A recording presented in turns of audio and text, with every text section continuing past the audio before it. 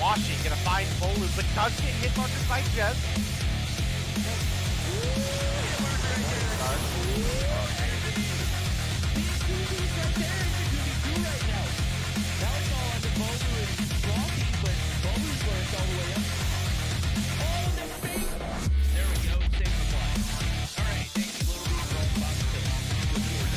They're now all tied up 1-1. Theo is going to get taken down by Jazz. You can now see Jazz is pushing up towards the B flag. We're rocking that 35 round. See that we have Vague pushing up incredibly far, but this should be a free kill for Theo, sure enough. With that push from the backside, finds Jazz.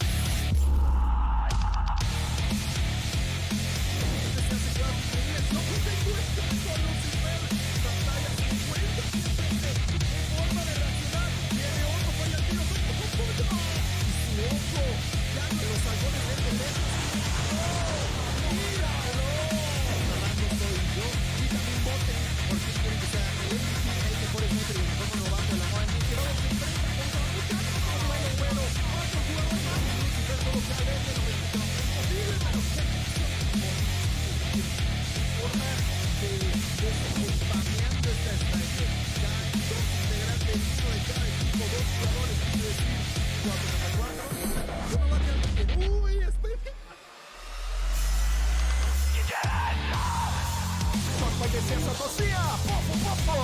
Botão no cofre do Lives! Pra cima do Delzinho! Double do craque! Faz clique aí, meu chat! Você tá no YouTube, faz o clique da jogada!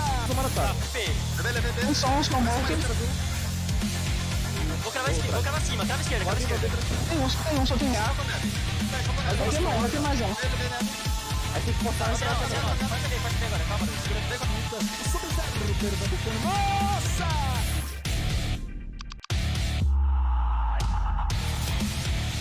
And we've got 2 players left to deal with. FN 420. Oh my god, Lucky, what the hell was that? Count them out. Can't do it. Lucky is Dark Wizard. You're the only hope here, Dark Wizard. Oh my god, we've got a 2v5 that is a reality. Lydia looking for the shots. Lydia's gonna round the corner. Lydia finds one. Lydia just needs to find Lucky.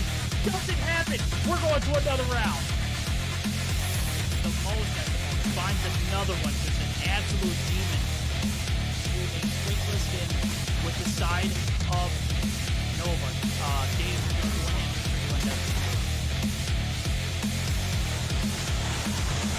People see, there is one A now. Marvel misses one, but doesn't miss twice. out. Oh my. Chris, he's all one. More. Where you at, homie? I know you're in a typical sniper area, but right now you're just sniping with an 80 with close. Lucky. Get headshot. Cosmo, you have the smoke. Get it too, homie. We got a 1v1.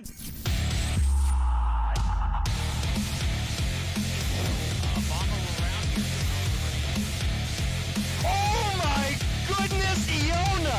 Bro, watch. Except was left alive. Now it's Iona looking to make Yo, this girl's dirty! Aggressively push up to this degree. Lydia's able to find one. Artem, Misa coming through. What's that? Is that the Kilo?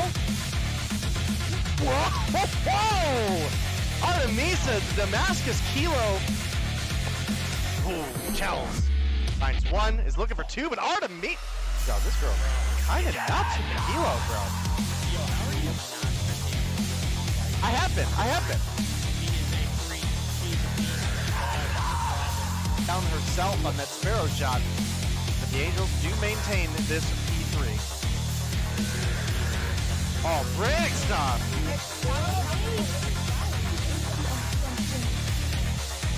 Well, it was looking good for a minute there, Verdict, at the beginning of this round, but it has quickly gone in.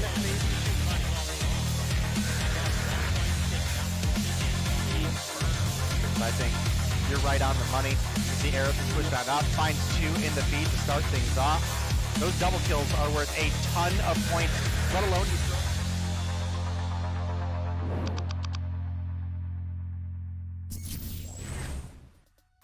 Alrighty, ladies and gentlemen, we're back at it. If you missed the action in EU, you got to go back and rewatch. It was some banger content over there for the Europe region. We're going to do it again this time around. It's going to be Gil and I on the ones and twos. Gil, how are we doing tonight? This is a week 2, day 3 scenario, and things have already gotten like pretty hot heavy here in NA. Yes, sir. I am thrilled about all this. I feel like last time, although we had high hopes, it kind of was slightly overwhelming. But, you know, at the end of the day, we're just starting. We're just gearing up. As you mentioned, we are barely moving on to day number 3. And I'm ready for it. I'm digging a lot of the matches that we are going to witness here tonight. And well, speaking of some of the matches that we're going to go ahead and see, I'll go ahead and throw it up on the screen for everybody to see.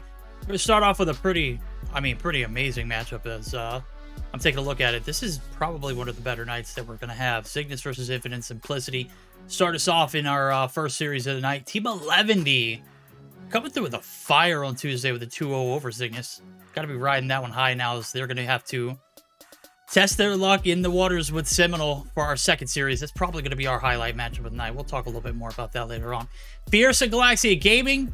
Definitely a match that I could see going the distance as well and closing us out with a Centurion and upper echelon battle. Gil, if you had to take a pick, I think the 11 and Seminole has got to be the one that's like the absolute most fire matchup of the night. But outside of that, which one could you see us having a lot of fun in? Well, with all of this, I'd say that there's 2 matches that have, at least on paper, players that should bring in more shine in all of this ordeal. I'm talking about the match number 1 and 2 of the night.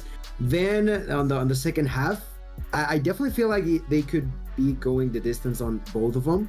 So it's kind of odd. I don't know. That's the way I see it. I feel like the first 4 teams are who we would expect to be on that upper half of the leaderboard. And the second set of matches, I feel like they will be fighting for their own spots, and for that same reason, I feel like they have the opportunity to just show a lot of good gameplay for us tonight.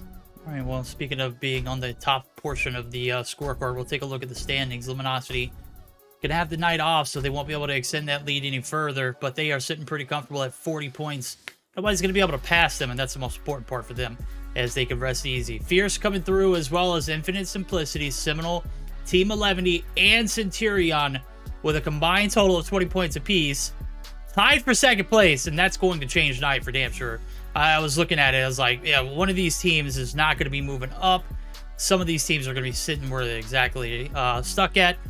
And then we see Team Mobility, who's right there with 15-5 for Galaxia Gaming. Upper Echelon and Zygnus, real shocker. Zygnus with 0 points. Obviously, they had to buy in the first week, so hopefully they can start this series off right, as they're going to be our first matchup of the night, Gil. With, And I wanted to mention, as you said, it can be a little bit tricky, especially at the beginning with the leaderboard, with all the sense that we have 10 teams and only 8 play at a time, right? So Zygnus, as you mentioned, didn't play on the first week.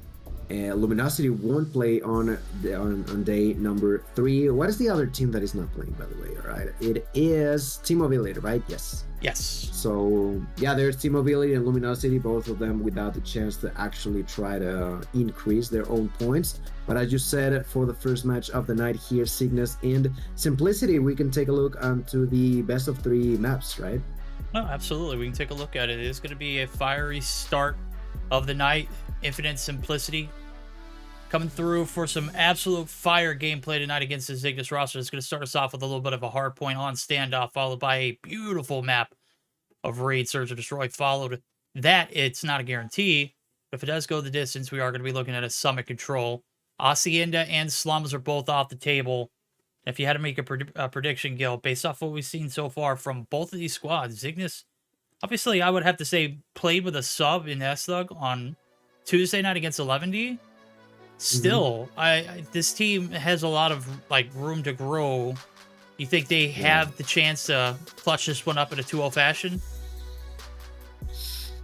Yeah, if I think that Zygnus can clutch it up in a 2-0 fashion, at least as of right now for tonight, I doubt it, purely because, like you mentioned, it's been just a lot of changes recently to them with players going in and out. Last week we had S-Dog. On this one it is Detri that we didn't see last time. We are yet again not gonna see Envoy, for example. So I feel like against the team as Infinite Simplicity is, it shouldn't be a 2-0. I definitely feel like there's room for them to fight this best of 3 on a third map, but they gotta work as hard as they can to actually get to that instance, because Infinite Simplicity, they have shown a lot for themselves, you know, with a lot of really great players as it can be Awaken, Kings, Chrysler, Yon, and Cartel.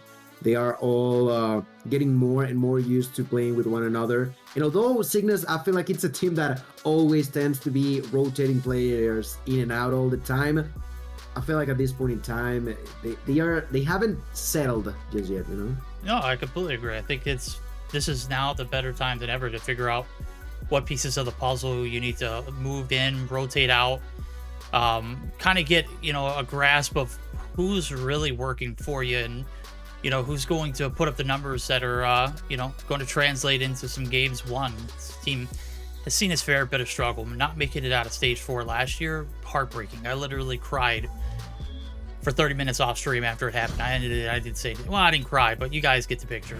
We are going to cry if we don't get to see some action here sooner or later, though. As I'm taking a look at it, rosters are ready to go. This Infinite Simplicity team looked good last Thursday. Will they be able to follow it up with a little bit of an encore performance? Well, they got their hands and their gameplay cut out for them, because this Zygnus team is out for blood, homie. I'm going to be honest with you. This one's going to be a battle to the end. We'll see who's the last man standing. Yes, sir. Immediately going inside, there's Raven, who most finds the first blood, and his team will secure the vicinity. Now currently trying to push their Kings. Kings getting executed by Centurion. Look at all that yellowish kills on the side of the feed. Finally, there's some sort of answer back on the side of Simplicity, but yet again, it is a Zygnus player getting inside of point number 1. That's Tatio. Tatio so far with 3 kills in a row for himself. Will secure this area. 30 more seconds on the clock. Pushing from behind. There's no one. Every single time they try to get close, they have not settled anything. Finally, Yon is gonna do a little bit of that for the squad, but space from the side. A clutch situation for him. He's on his own, and that's why he will get taken down. But Verdict, I'm liking it. You know, like I mentioned, I still am questioning how good or bad this team will do on the side of Zygnus, because as we've all seen, they continue to just change their roster. But at least P1 is gonna be a really good fight for them. Yeah, it is. Awaken now trying to be the bandit inside of the point factory. He's not the push up the stairs. He's going to get shut down. It is going to be Zygnus with the early rotation and reaping the benefits of that rotation. Indeed, the player hitting out through the front of the door. It's Dietrich. He's going to come through with some side clearance. Now it's you got to clear the outskirts of the point and then get on the inside. And that's the recipe for the success here for Zygnus, right? Wrong. It's the compromise right back in. It is Infinite Simplicity. Going to be able to barrel through this objective wave after wave. Finally going to be able to get some time in. That's the question. It's all on Cartels to pick up some kills. He does.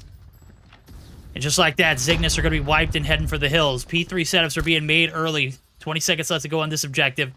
If you're looking for a clear answer on where this rotation is going to come down to, you look at those 2 players in the back. It's Spades, who's holding down the bottom of the fort, as well as Kimwhack, who's holding down the barn site. You can see this is the main and primary focus. You want to get those spawns if you want to get this top blue site. And so far, so good. 2 players on the transition, though, for Zygnus still. And spawn's still not saddled up. This could be a little bit of a problem if Zygnus doesn't figure it out.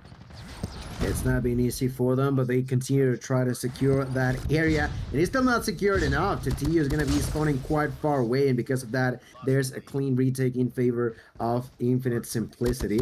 Now, inside of it, through the wall, Detru is going to take that kill. There was the potential use of an operator in favor of Kings, but he immediately got executed. We'll have to wait for the next round for it. 40 more seconds left. Trying to get inside. I see Chryso from the outskirts and a Holger in hand. Not to be enough. It took them a long while for Zygnus to actually settle inside of this blue house, but they finally have managed to do something. Now Cartels alongside with a Chryso will go for the retake, but It's been 3 points verdict, and that even back and forth fight continues between the two of them. None of them actually grabbing any sort of huge lead for one way or another. You were talking a lot about that initial rotation for Zygnus. It took them a while to get settled, but this time around they were way more ready for it, as we have pretty much all of the players already in the inside or outskirts of this market area, and that could be really good for them now, trying to secure those boxes. There was scheme walks executed. The next one to try to be there is the claw from Awaken, or we can try to get inside. We'll begin to push. There's the use of the nades, not going to be enough. More operators used on the side of Simplicity. Is Kings? No, my boy Kings, I swear, my boy, the second he tries to use it, he's getting bullied at this point, Verdict. Yeah, he's getting bullied, and look at that. This time around, he's not going to get the reset, so unfortunate timing for him. Fortunate if you're Zygnus. Right now, you're barreling up a little bit of a lead. 30 seconds left to go. The hits are still in. Yawn trying to get the contest. Wins one, make it two. Kimwax now trying to go through with Tatio. Kimwax not going to be able to make it through the door. Tatio's the last man standing, but it is 4v1 style. First player in to make the breach is going to be able to get the kill, as Tatio was already pretty weak as is. With 8 seconds left to go, it looks like a little bit of a draw situation here in the first set. Going to be 101 to 101 if time allows. Actually, it's going to be 101 to 1. Oh, no, it's 101 to 101. I should have just stuck to my guns. That's going to lead us to our first listen. And we're gonna go ahead and jump in with the side of Zygnus. They started off strong. Let's see if they can keep the comms just as strong as we roll into it. Arriba market, güeyes, arriba market. Market. Están rotando aguas para Nedry. Tanque mid, Nedry. Roto y... Le ponemos gas. Uno roto. Roto y exacto. Flashado de Eli, roto. Ok, cambio spawns, ponemos blue. Mira, ¿dónde poner? Otro punto, muerto. Ah, yo estoy en roto. Arriba market, güeyes. Uno está. Va para acá, robo. Un tiro tu market, está piqueando. Muerto, Cal. Vienen gas, venga next. Voy, rotando por hotel. Uno next. Está en casa. Oh, the Cavalry's making the rotation, but Infinite Simplicity not giving it up for easy. 134 to 111. Gil, things are getting hot. This one's starting to get a little bit out of hand for these early rotations. Zygnus had the early advantage rolling into P2. This time around, shoes on the other foot. Things are looking pretty bright and shiny for this new and upcoming roster. You think Zygnus has what it takes to make the breach here on the second wave? I think it's possible, but the problem is going to be those operators being used, and that's what I'm talking about. Oh, boy. Triple kill with the Purifier for Cartels. That's exactly the issue they will be running into now.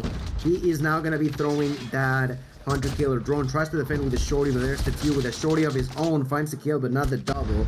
That second wave of players for Zygnus is just not going to be working out at the end. That 20 points lead that they had previously to this kill has just vanished into thin air and actually transformed, morphed into an advantage of their own on the side of Simplicity, as they all now begin to rotate onto the next hill. I feel like, quote-unquote, the biggest issue in a sense for Infinite Simplicity has been those rotations, but as we went onto P1 reset onto hill number 2 and 3, they have gone a whole lot better, and because of that, they are making Zygnus roll a lot more.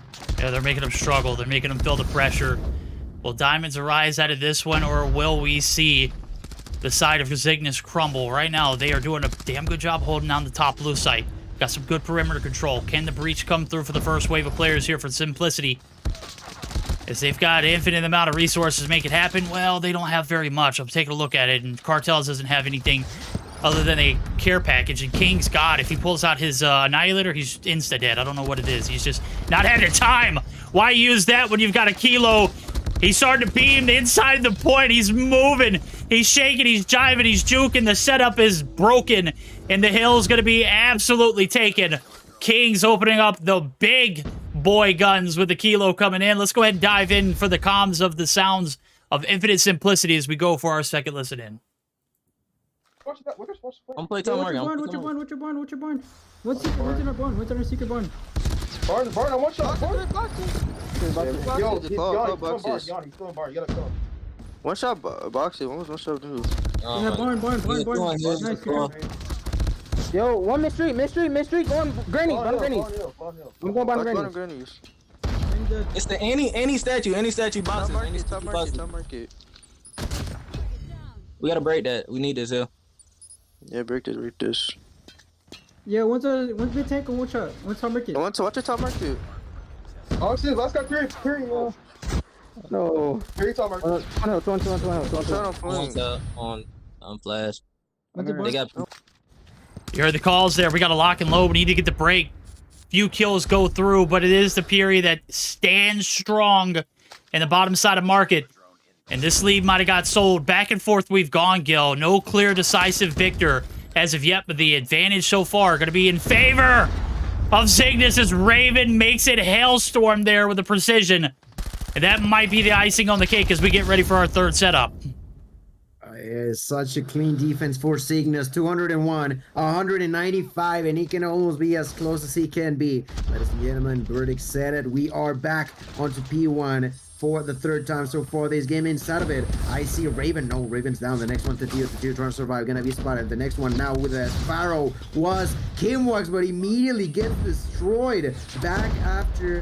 Back to back, just losing more and more members. Now the last hope was there to see you spotted as well. Oh boy. It is just getting tougher to see Cartels with a 3-piece in the Purifier. My boy has been shredding, burning enemies holds all game long with this Purifier, and that's gonna help the squad secure some 10 extra seconds, but 25 more seconds still inside. And that is something that Zygnus know. Doesn't matter if they struggle at first. If they can secure these last 20 seconds is going to be really, really important for them. And it seems like Infinite Simplicity is like, you know what? I don't care about those 20 seconds. How about start thinking about this factory. Now inside of it, there's Awaken with that claw. Gonna find that kill onto Spades. And the early rotation is gonna be now dealt by the side of Infinite Simplicity. Not gonna be enough. There's the use of that Holger by Deadtree. There's now the Sparrow by Cry. So there's chaos all around the board. Verdict. And I got no clue what's gonna happen now. I got no clue. I just saw someone walk right through a freaking grab vortex and popping He didn't die, a Sparrow. Right? Yeah, I was just sitting here thinking maybe he did die. I don't think that's the case. 14 seconds left here for Zygnus to close this one out. Infinite Simplicity has not given up just yet. As it's time to lock and load. One last hit. Cartels through the top ropes. He's going to get shut down. Nobody here to contest. This might be it. Ladies and gentlemen, 250 to 220. You might have gotten the early setup, Infinite Simplicity, but you got to work on holding those objectives. Zygnus coming through with the absolute fire. That was a hell of a way to start this night off. I did not anticipate this one to be as spicy as we got here. Standoff can always be a bit, up and down, but I saw both teams rising in every scenario they possibly could and made the best of every rotation they possibly could. I think the thing that really got this Infinite Simplicity team caught up was that P1 20 seconds that was basically given away for free. If you think about it, they get that early setup, but what did they have to show for it, Gil? They didn't have much. It got wiped instantly. Maybe barrel push right through that P1 site. I don't know, man. It's just, that's a lot of time to be given away for free. I know you're trying to set up brain game, but LED game as well. Yeah. I definitely have to agree with that one. Maybe just, trying to go for that retake. Yeah, 20 seconds is not going to give you the dub, but could actually land some good control of that rotation onto point number 2. Unfortunately for them, well, that early rotation and completely forgetting about P1 did not work out for them. But I have to agree with you. That was a spectacular way for us to start day number 3. And I feel like this Zygnus roster is looking fancy.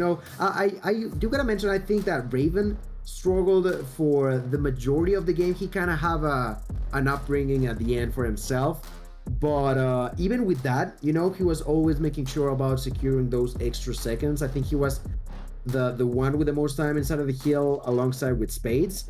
And maybe you're struggling to get the kills, but if you're also helping with the OBJ, that is going to be good. But that's the thing, man. I'm telling you, I just don't feel secure enough with Zygnus to be saying, it's gonna be a 2-0 just yet. I definitely still want to continue to see them. You know how in other matches I might tell you that after a hard point, we're most definitely gonna see a 2-0. On this time, although Zygnus did a good job, it was not a clean enough job for me to say that Infinite Simplicity are out of the picture. No, I completely agree. There was not a chance that we saw them give up in the hard point. I don't think there's a chance that we're going to see them give up in the Search or Destroy. It's going to go the distance. You know, it's a raid, Search or Destroy that we're going to get geared up for. That first map was a banger, and I know the second one's going to be a great follow-up, potentially leading us to that game 3. But it's got to be round by round 1 here by this hungry, thirsty, young up-and-coming squad of Infinite Simplicity. They put up a hell of a series so far. The hard point, neck and neck all the way to the end. The game-changing moment for me was that P1 rotation that we saw them kind of abandon 20 seconds, and it came back to haunt them. Obviously, it was Zygnus who was able to tuck it in nice and tight as we got into that factory rotation. They got the break early on, but it's all about this Search or Destroy that's right ahead of us. Still not over with in the series. Still plenty of fight here in this Infinite Simplicity roster, as well as the Zygnus team, who we're going to continue to closely monitor moving into the Surge. Definitely needed to see some standout performances. Raven, you said, was one of the players that didn't necessarily step up until the end. I need to see him start off strong if you're going to be able to contribute to this roster and make things shake. As I was taking a look at the post-game report, dude, Cartels was cooking, man. He had 37. He led the lobby. Yep. He didn't have quite a minute on the hill, and I think that's where the disconnect was too. Kings picked up a minute and 24. Awaken picked up a minute and 31. I think this Infinite Simplicity team out-fragged them by a few, but it's all about the hill time at the end. Yeah, and now, as like you mentioned, moving on to Search and Destroy, I definitely feel like Infinite Simplicity is definitely a team that tends to be a whole lot more aggressive than the initial 5 roster for Zygnus. So I feel like that's something that both teams will have to take into consideration. You know, I feel like back in the day, I could see, I don't know, Envoy, I could see Juhi, I could see Sai trying to take more of an aggressive approach.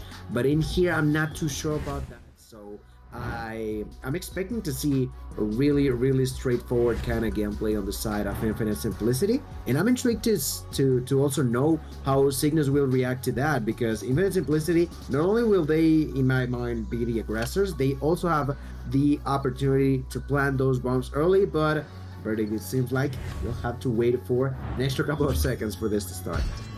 Well, you know the saying, no ping, no mommies. First time around, not necessarily the opportunity to get this one started up. You can go ahead and spam it in chat if you got it. Search or Destroy has got to be one of those game modes where I think, you know, Zygnus have thrived in seasons past. I don't think that's necessarily the case, as you mentioned it earlier. You mentioned 3 players that are no longer or not playing on this roster tonight. Yuki's no longer part of this roster, and Just is also no longer a part of this roster. Zai is no longer, or Envoy is a part of the roster, but he's not playing. Is that right? Envoy okay, is, yeah. Just and Zai no longer a part of this roster, so Yuhi as well. So I mean, there's got to be somebody who's going to pick up the, you know, the slack and make something happen on the back end, because right now we're gonna have to wait to start this one too, because I actually got to restart my emulator because it's probably going to crash. So just give me a moment before we start this one up. Should do that. So don't worry. Issues that happens. No ping, no mamas. Don't worry. It's all right. Okay. So, well, for the next one, you know what?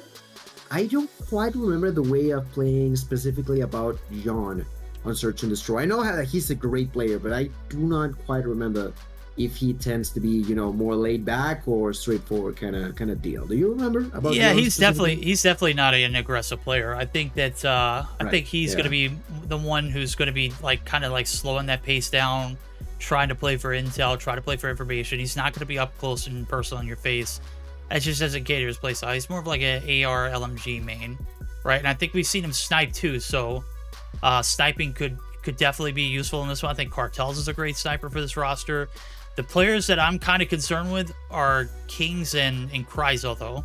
Kings, more importantly, because there can only be so many like tone setters on your roster that can hang back and watch plays happen and then react. Then you've got to have players who are going to be up close in your face. The players that were questioning about Yon. We haven't seen that kind of play style out of Kings or Yon or Cartels. I don't know what Awaken's capable of. I think he's kind of like, 50-50 on those pushes. I think that's what this roster's lacking in Search or Destroy. But we're going to find out now as I'm back and ready to go. We are good to start it. Hopefully second time's a charm. Okay. For a second, my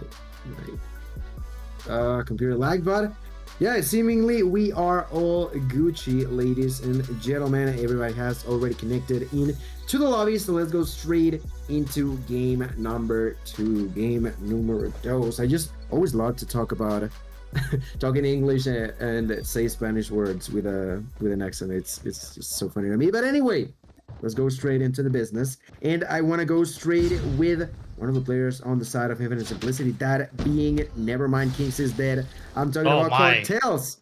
Cartels is gonna be left alone, and okay, maybe Zygnus is not as laid back as I thought, but look at this aggression. They're choking them now. Oh yeah, they're being absolute dominant on the map. Jans doesn't know it, but he is gonna know it here in a moment. Tatio's right on his backside. Cartel's gonna be able to clear the top site momentarily, but the 2-2 split here, not favoring these two players. Cartels and Chryso stuck in a pinch, in a bind, nobody to call, no lifelines, no life support, no kind of benefits of being here. So if they can slip through the cracks, which is what I'm seeing Cartels try to do, Nate Shot's going to alert him. Chryso's going to be able to get good for 1. Oh, you got to hit those, Cartels. Can't afford to miss anything in a 2v4 scenario. And there he goes, is down for the count. 55 seconds left to go. Chryso has a bomb, and that's about all he's got going for him in this round. Yeah, look at the players on the side of Zygnus, not even moving an inch, just patiently waiting for the cue to begin shooting at the opponent. And Chryso, it doesn't matter for how long you wait. It seems like your enemies are at true military level by just waiting. Patience is key. Patience is going to be the key factor in here. That's exactly what they're taking an advantage of. And there you go. Spades, you waited for long enough for you to find that kill, and you do not giving a second chance, a second opportunity to your opponent. That's a first round going in favor of Zygnus. I've actually seen quite a few people in both English and Spanish saying that Zygnus are going to take a 2-0. Okay. And I feel like it's still too early, but that first round and now the second is definitely going to be a surprise. They are not as laid back as they tend to be, and the second they find a couple of kills, they just settle down, begin to rock, and just wait for the opportunity to prolong even deeper into that advantage. Look at that, 1v4 out of nowhere verdict. Yeah, this one has been a little bit of a blender so far. Zygnus just chopping him up. Spade's not even gonna let him peek the window seal. Holy hell! Okay. Oh my! What a way to end the round. I don't think much intel was needed there. He's last player alive. He's probably sniping his Cartels, right? Surely enough, before he could even make a hop towards the bed, he's gonna get dropped dead on into the building he goes. So next round up. Look at Kimwax just being so aggressive right in the middle of the maps. Kings trying to get a little spicy with it. Not happening. Awaken now on the prowl. We've flipped the scripts and the aggressions in the hands of Infinite Simplicity. King's going to be able to open up with another one, and that's 2 down. Zygnus now starting to crumble. And what we were talking about, having problems, Awaken trying to solve them. But it's been 2 rounds in a row. We start to see a little bit of a fight back. Raven's all on his own. He's not going to be able to find anything. That one's over before it began. 35 seconds. These have been quick rounds, ladies and gentlemen. Raid is a big map, and these guys are zooming to get to choke points, and they are shutting everything down. It almost feels like mind games on the side of both teams, because Zygnus, he may have realized that the opponents were being aggressive on the past games that they played, and they were like, I'm going to be even more aggressive than that. And the second that Infinite Simplicity was like, you are going to be aggressive, all right, bet. I'm going to prepare for it and try to make you pay the price this time around. Although they were waiting, they immediately pushed forward onto that mid-center of the map, and currently waiting from that mid-ground. There's Awaken looking at the kitchen. John going to find a headshot onto Spades. Make it a 5v4. Players lead going in favor of Infinite Simplicity. Even in out, there's Detru with not 1 but 2 kills for himself. double kill, double shot there for him. Looks for the triple, but Chryso gonna say no to that. But there's a push from behind. A double for Zygnus, make it a triple, make it a clutch, a 3-1 lead. Zygnus are doing it one more time. They want to end with a 2-1, 2-0 series, and they are looking to find that path. It's just been a lot of adjusting on both sides, but Zygnus definitely being the forward plays when it comes down to their strategizing of these rounds. Oh, you're absolutely right. A-side hit now is a little bit of a mishap in spawn. Spade shutting it down. 2 down, make it 3. Yawn trying to go big. He gets 1. Not even. But it's the last player. Not even 30 seconds in. These rounds are being decided. Cartels, it's the 1v4. The jump shot from Dietrich. He's trying to shut down the push to Tio inside the money room. The hit's been made. You've laid down 4 solid rounds under the defense so far. We got 1 more to go here for Zygnus. 1 round only collected here on the attack, and the benchmark for these first 6, it's got to be that 2. You can't go down 5-1 in a series like this where, I mean, you're already having a bit of a struggle here in the search to destroy. The hardpoint looked damn good, but could have been done better. Still a little bit of hope here now as we see 6th round coming through. Oh boy, Dietrich just continuing to add bodies to his collection. He is reaping all the shots. Oh my God. Shooting pixels at this point. I didn't even see Cartels. And surely he does. King's going to be able to take him down finally, but it's Yawn, last player alive. Kimwax there for the trade. And boy, oh boy, 6 rounds in. This one just started, and it's almost already over with. That's the problem. You said it. 5-1 lead in favor of Zygnus. Infinite Simplicity just crumbling apart. They had a really even solid fight on game number 1, but game number 2 not looking to be that case, not looking to be that way. You cannot even be trading on these rounds when you are immediately losing 1, 2, or even 3 players to that aggression coming down from Zygnus, who have now all rotated onto that B side. They're going to begin to plant that bomb. Cartels is going to go all the way around. Cartels is going to find 1. Oh, baby. 2. Cartels trying to make it 3, but Kimwax really aware of what was going on, takes that kill, but the trades still not going to be good enough. We're talking about negative trades on the side of Infinite Simplicity, but it's going to be the exact opposite way in here to Tio. Was the last player alive and awakened. We will make a wake-up call for him. Begins to shoot at that body. Wake up. Wake up. A new round just dropped. This is going to be in my favor. Good job done here by Infinite Simplicity, but it's still just not quite there. Not enough. 5-2. That's their 2nd point so far this game. That looked a whole lot better. Well, let's see if they can replicate that on the next one. No, they're going to have to. They're going to need to be flawless moving forward. Obviously, 1 more mistake leads the team of Zygnus to match point, and talking about 1 more mistake, how about 1 more shot from Dietrich? Man, he has been just golden in this series. This search has been his domain. It's his stomping ground. Raid, he must be from Hollywood Hills of California, bro, because he knows Raid like the back of his hand. Making the transition all the way over towards Pool. Doesn't hit the shot right there. Yawn makes him pay. 1 wrong move is all it takes. And one of your bigger carries is out and down for the round, so the trades have came through. It was Awakening, Cartels out. Kimwax, Raven, and Satio have since made the transition over to this B site. And look at where Chryso is. He's at the top side of the map. And he's in a perfect position to go hammer. But the backside, Kimwax didn't peek it. Free kill right there for Chryso. And the setup could have been busted off that kill alone. Yawn now coming through for reinforcements. I don't know why it's taking you that long to get there. Homie Kings picking up another. It's all down the Raven. Needs to go big. Nothing there. 20 seconds left. Bomb's going to be defused. And that's going to be the round. The spark of a comeback here for Infinite Simplicity. As they're making it look pretty good here on the defense, but don't be fooled. They needed it. Those first 6 rounds, even though they won 1, were kind of off. They were just not having it. Those attacking rounds look pretty bad. Got to follow it up with a crispy defensive performance. Yeah, well, I could say that Zygnus lost control of that situation. The reality is that Infinite Simplicity just played it off better. They knew how to approach that situation and make the enemies die by 1 here. Cartel trying to defend himself. It is going to be a whole lot difficult.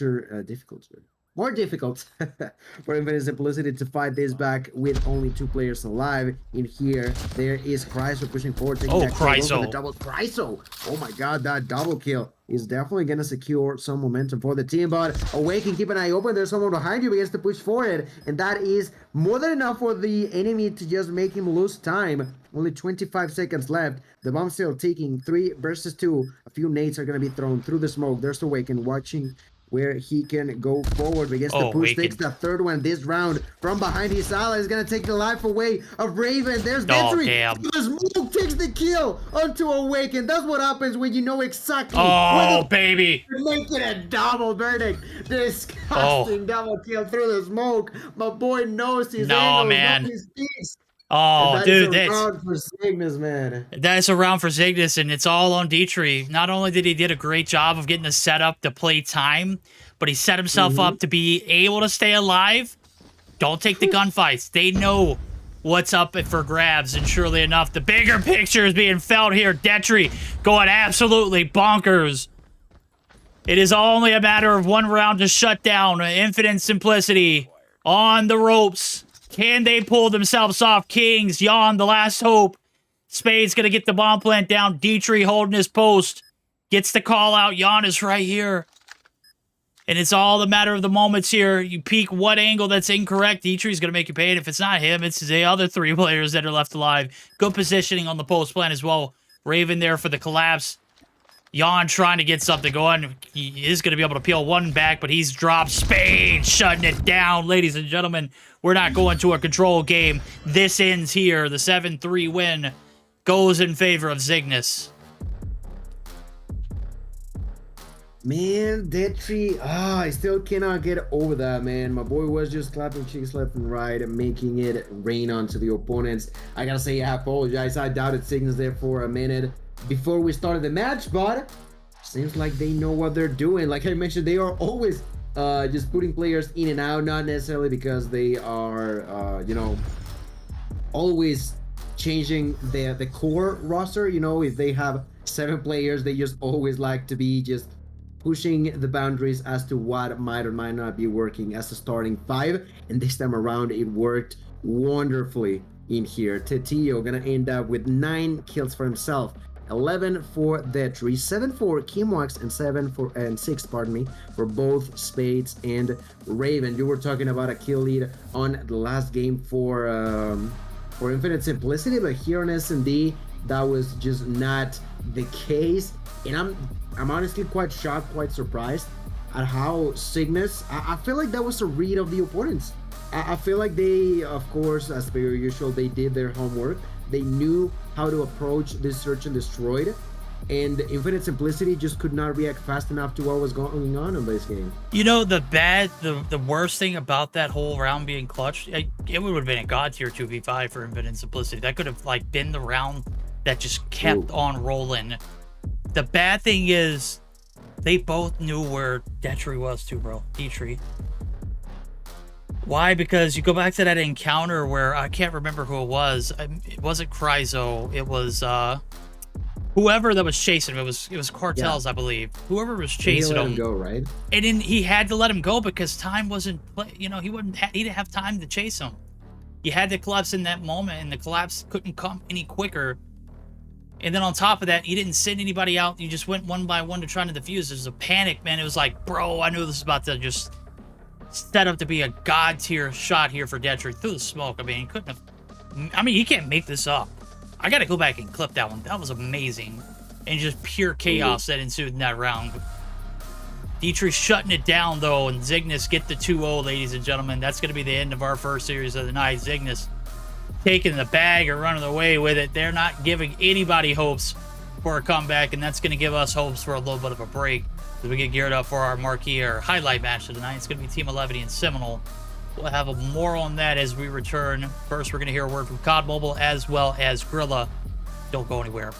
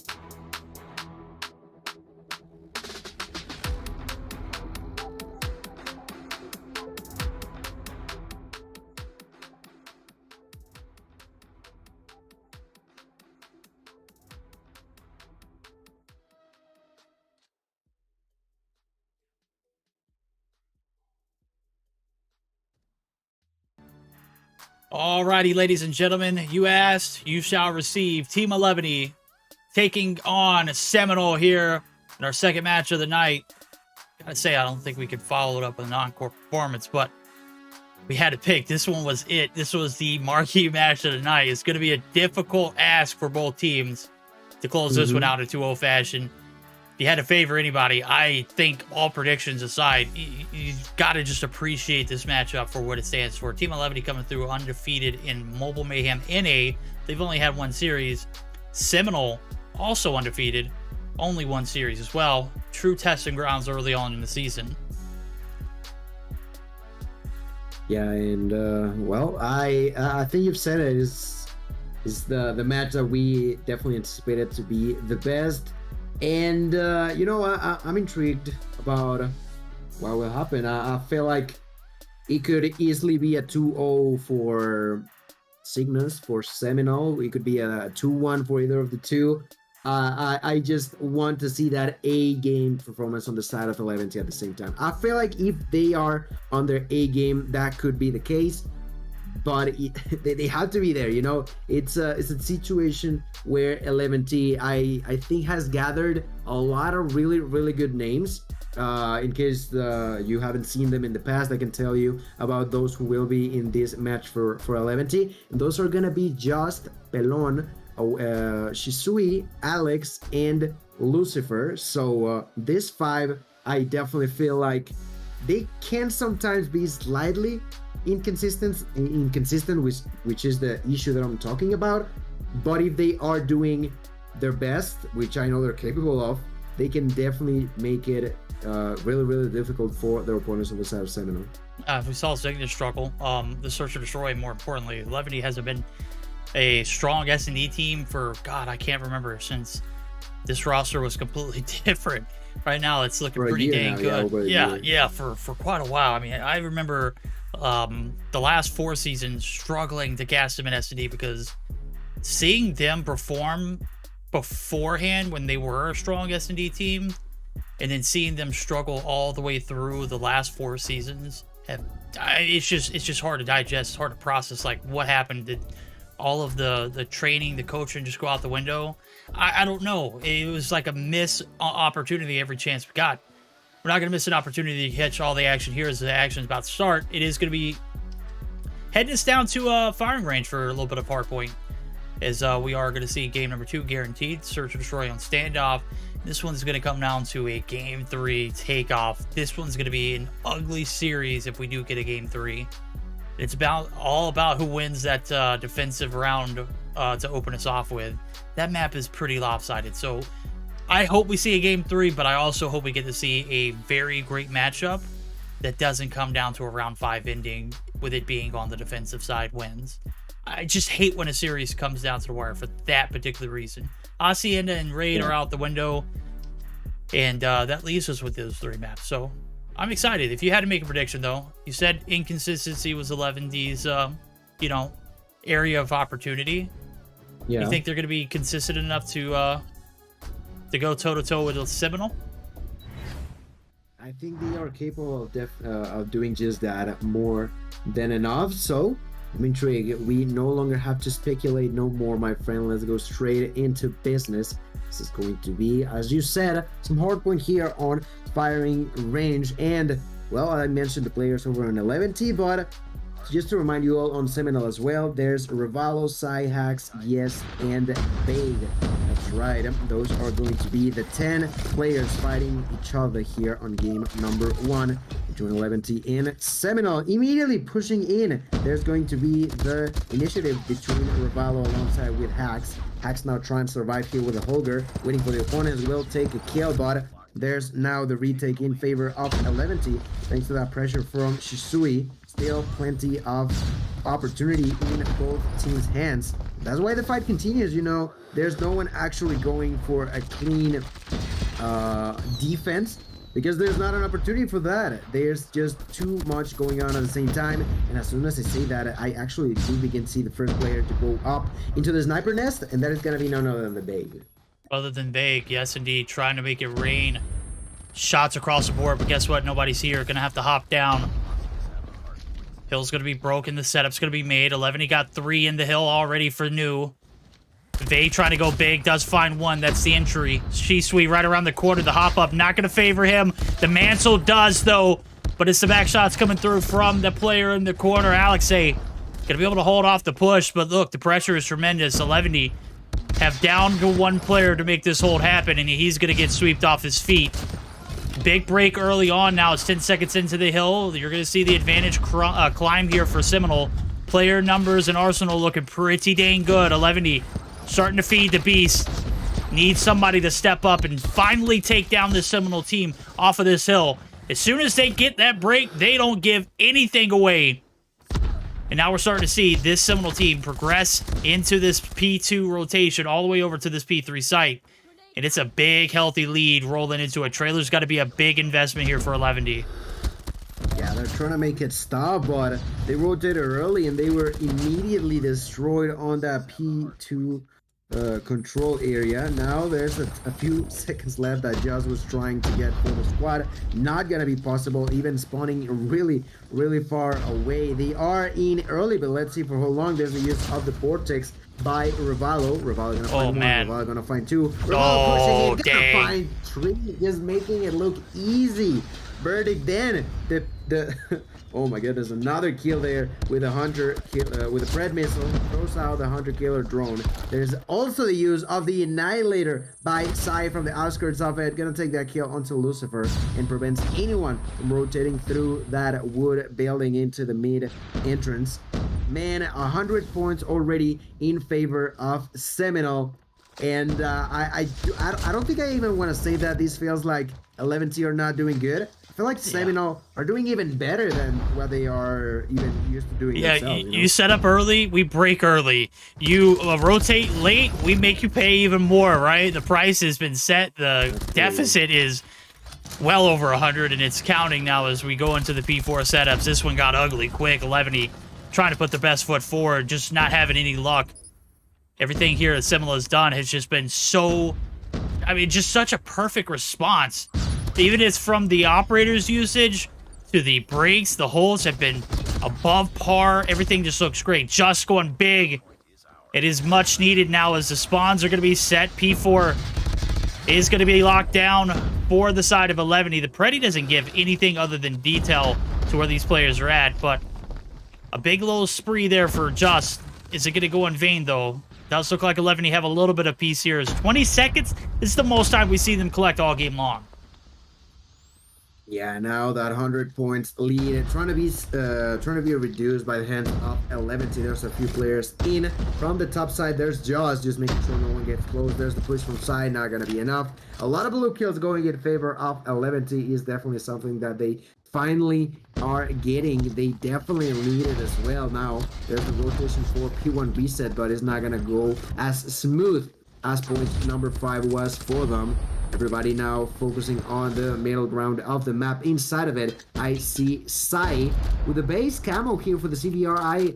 okay, it's understandable. The camo's pretty penny for you to get, but I gotta say that I usually see most players with that. I think that's the Messi camo they use on the CDR, right? Yeah, that's the one. You know, the GOAT. You know, the one who just won the World Cup, right? I mean, I don't know of any other skin to use if you're going to be rocking the CBR. Not the Amoeba, for Christ's sakes. No, we want Messi. We want Messi. Right now, it's getting messy. It's getting sloppy. It's getting downright disturbing, right? It's 50 seconds, or 53 seconds to make it exact to see the deficit. But 11E are scrapping up all this time as well as recouping their losses off that P4 to P1 connection. We're going to go ahead and dive in. Let's see how the morale is here for the boys over at 11E. It's starting to brew for a comeback, and you can thank Just for that. Look, 21 on board. He's rocking it. Let's go ahead and dial in for the first listen-ins with 11E. Smoke de metal, just. Smoke de metal tocado, muerto. Otro más, mid, smoke metal, dos. Una, son dos, güey, dos. Tres en P1, son tres en P1. Uno túnel, tiro. Dos, tres túnel. Tres túnel. Abajo metal. Son metal ahora. Sandbox de metal, va para barriles. Barril muerto, buena cara. Citro 2. Estuneados en ventana. Espera ahí, Morto. Viene. Otro que sí, bueno, otro más. Muertos. Qué buena. Citrox. P1, sandbox metal. Bueno. Oh, baby, 11, you're cooking right now. Joss is leading the pack. He is like a starved wolf right now. He must eat. And he does. Finally, Zai going to be able to have the answer back, but it's been a while since we've seen Seminole come through with a little bit of a break. What's going on there? 149 was a 100-point lead rolling into P4. Now only 20. Gil, we've got a great series on our hands right here. Yes, sir, indeed. Great chunk of control prolonged by the side of 11T. Then Lucifer there with the purpose of finding another double kill. A few extra seconds that will be taken by Alex. The rotation was going to be stopped by Sai's use of the Annihilator. Finds the double kill and immediately begins to wait for anyone trying to push through those barrels. Turns around, takes that kill. My boy Game Sense. He knows what's coming. He knows what's up.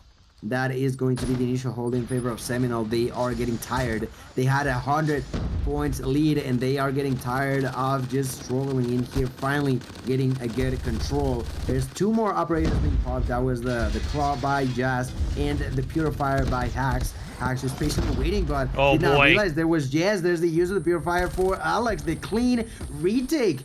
That was so smooth. I almost didn't even realize what was going on. 11T are finally awakened, ladies and gentlemen, doing a really good job now here. Alex gonna find a kill with the Purifier and is gonna make that call out that there's someone from the outskirts of it. That's Sai pushing in. No, Shisui gonna say no to that. My boy Shisui already ramping up quite a few score streaks for him to be using. 10 seconds of quote-unquote scrap time that just feels so tasty for anyone to take, and that someone is going to be 11 to 182 on to 170 and 67.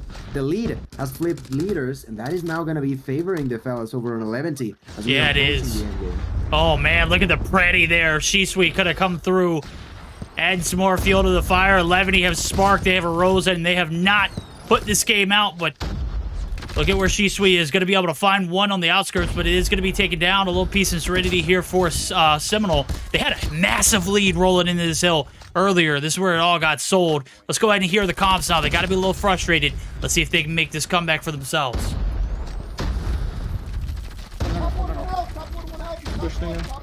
One dragon. Oh, in the corner, to your right. Yep, this my shadows though, Bottom one. Camo. Get trailer. Get trailer. You already got it? Okay, good. I got top 10. Ivory long, Jets. Alright. Let me check. It's like dead, nice, good try. What the fuck? I got your bottom one. I got your top 10, sorry. Hey, long, I can't. Top one, bottom one. Top one. In trailer. Got him. Good Nice. Jets, I'm sorry. Oh, I got naded off the hill. I'm flash. Trailer, one trailer. I got you, Vic. There's no one mid, Vic. Don't peek, Vic. I'm trying, but he's bottom 10. I'm smoking off hill. Nice, nice. Yeah, he's in orange, one. What? He has the cloud. He's going point now. He's going Bottom 10, bottom. We flip. Oh, you hear the comms there. We got the flip. Not a good sign. P1 is where this thing could end. There's only 30 seconds was needed. The breach is there. The hills hopped. 11 looking to tuck this one away. Might be a comeback for a lifetime for this team. As Seminole looked like they could put it away early, this just has been a battle of uphills. And now the shoes are under the foot. Seminole not sure what to do here on this P1 site. My God, just getting spicy. They need 10 more seconds, and the timer is more than enough. Seminole losing complete control over what's going on. They gotta push and they gotta do it right now. Hax is gonna save the day alongside with Begaboo. That is going to be more than enough, but it's still 5 seconds away of losing it all. They are all gonna be rotating. They also have the spawns. There's the Pred missile finding the kill onto Jess. Immediately pushing forward. I see Shisui. Shisui going from that trailer pick, gonna take the kill onto Sai. Pushes inside, finds another one, goes for the triple. Not gonna be enough. The only one inside is gonna be Revival. There's the use of the Annihilator by Justino in here. 38 kills from my boy Just. Trying to push forward. They gotta do it right now. That is a point that they still gotta continue pushing here. That's a double for Just. We're going for the triple. Not gonna happen. Shisui now pushing inside. There's also the Sparrow by Lucifer, making it look simple, and that's a kill also for Shisui. The control has flipped hands, and that's more than enough in favor of Infinite. No, what am I saying? Of Team 11T. Poncetti, ladies and gentlemen. That is an insane comeback in a sense for 11T. They lost pretty much all control throughout the first half of the game, but they started ramping it up. You know, they had some sort of momentum that they would just not let go of. We're talking about, it was 36 to 136 favoring Seminole, and then 11T pretty much got 200 points after that, while Seminole only got 50. That was just insane way to turn it around. What a snowball. One thing leads to another. And 11 were able to do that without just picking up a single second on the hard point. How does he go a whole game without putting 1 foot on the hard point? That's 0.00 seconds. Ain't no way, homie. 41 to 31. Yeah, we'll slide him a pass this time because he slayed out. He started hot, he ended hot. My boy's playing Team Deathmatch at this point. right. But gotta give a huge shout out to Lucifer. Man was owning the hill as well as frying, bro. At one point, I was like, this dude can't be, he just can't be shot. Him and Shisui were demons, and they picked up a mid and 15 plus. Your true MVP has got to be Alex, though. 2 minutes and 29 on the hill against a team like Seminole. Ain't no freaking way. Break there on that P2 slot is gonna shut down this Seminole team who started off just, I mean, out the oven hot, bro. I'm sorry, they didn't even need a preheat. They were cooking. They were frying. They were slaying. You put 3 in the hill for the early setup, we'll take 3 out. You set up early in trailer, you send 4 this time around, we'll take all 4 of them out. It wasn't happening early on for 11, but they allowed the game to progress, and they took control of this one in a big way on that P4 rotation. And it just kind of... There's something we didn't talk about. I didn't realize how big did on that game, you know? Some double negative numbers. Look, you know what? Right. You know what? We'll give him a slide just like we gave Just a slide. Okay. Yeah, we'll give him a slide. Like, everybody has their ups and downs. I think Hax was going through it the worst, but he turned around, bro. True. Hax was on the come up, bro. Like, that's a player you gotta, right? Oh boy, man, I think he took a whole year off, and he's just now getting back into the swing of things. And this is what he does when he takes a year off. Oh man, he's gonna be gross. He's gonna be disgusting. Big, we'll give him a slide. We'll give him a pass this time around. Big, you get 1. That's it, homie. Everybody gets 1. Well, I mean, not everybody can get 1 here. This Search or Destroy is going to be a make or break for Seminole. A young roster still trying to make their way. Well, we talked about 11, and they're lacking consistency overall. They stepped up, and the consistency was true to form in that hard point. I mean, being down 100 points is one thing, right? Yeah. Being down one thing is 100 points is one thing. Being able to come back and just absolutely put the pedal to the metal on a P4 rotation, that's hard. That's hard. And then they connect the dots. Difficult. They get the early setups. They win those massive gunfights, and they utilize those operators to the fullest. I mean, I don't think I've seen one operator just go to waste. That last push into the break of the hill of P2, perfect timing. Sparrow, perfect Vortex, they used it all right there. They only needed 5 seconds. Wow, my blood's flowing, bro. We're only in our second series of the night, and I'm already like, if I had a tie, I'd just be loosening right now. Blah. Oh boy, we're in for a treat. Go crazy, man. Moving on to game number 2, and I got no clue on to what to expect, ladies and gentlemen. It is going to be search and destroy on standoff. I'd say, of course, although we have yet to see more of that search and destroy performance from 11T, Verdict also mentioned the fact that, well, they haven't been as their peak game mode for quite a while.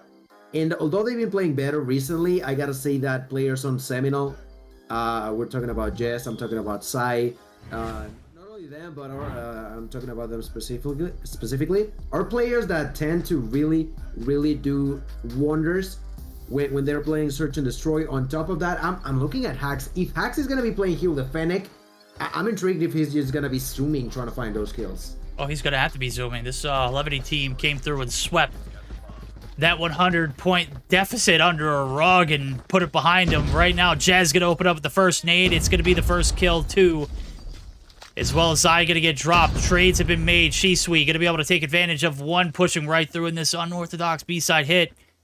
It's gonna be read perfectly as you got one player on the outskirts and Shisui holding down the backside of Delhi. Hax was a nightmare to deal with last game, but they managed to make something happen there as the bomb's made its way over to the A site. Rabalo gonna be able to get it down, but look at where Alexei is. Gonna go ahead and spray that trophy. The bomb's been done.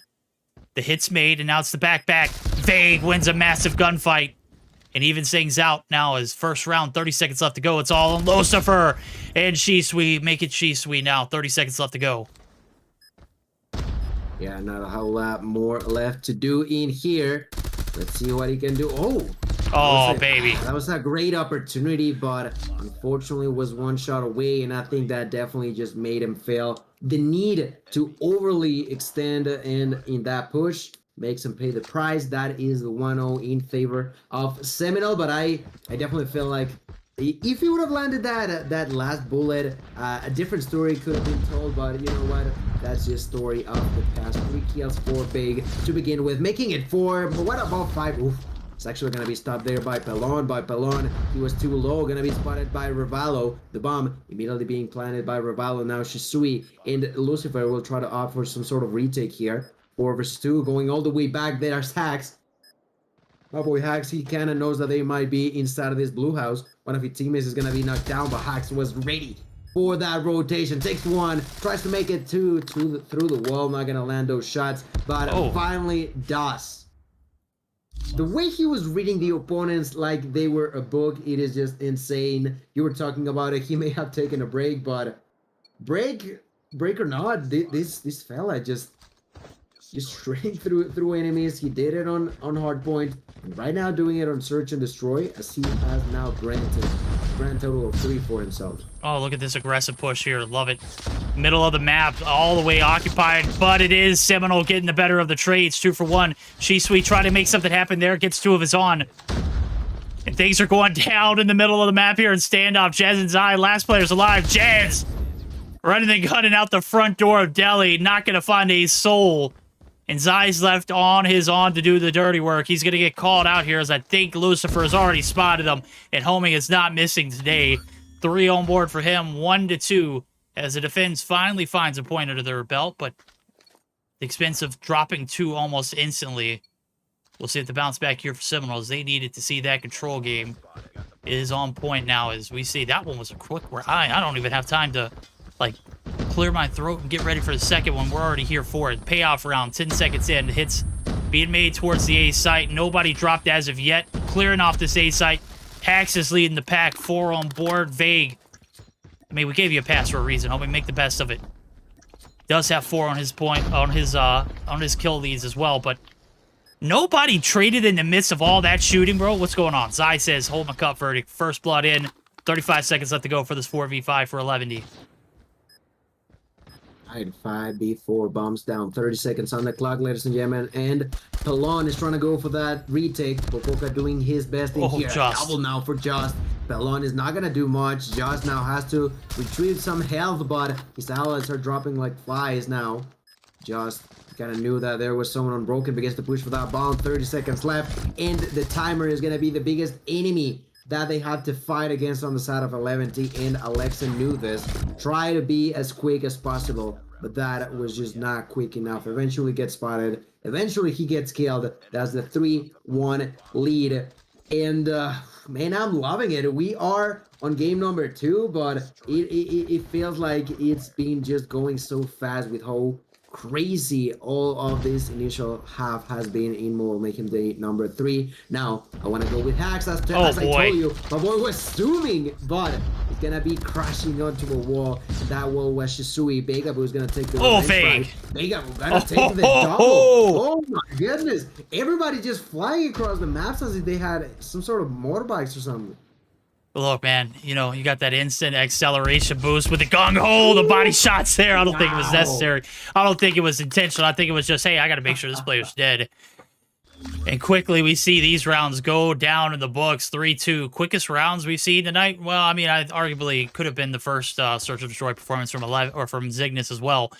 They were zooming too in Raid, much bigger map this time. It's standoff. Everything's up close and personal. You can tell the snipers are not really feeling it.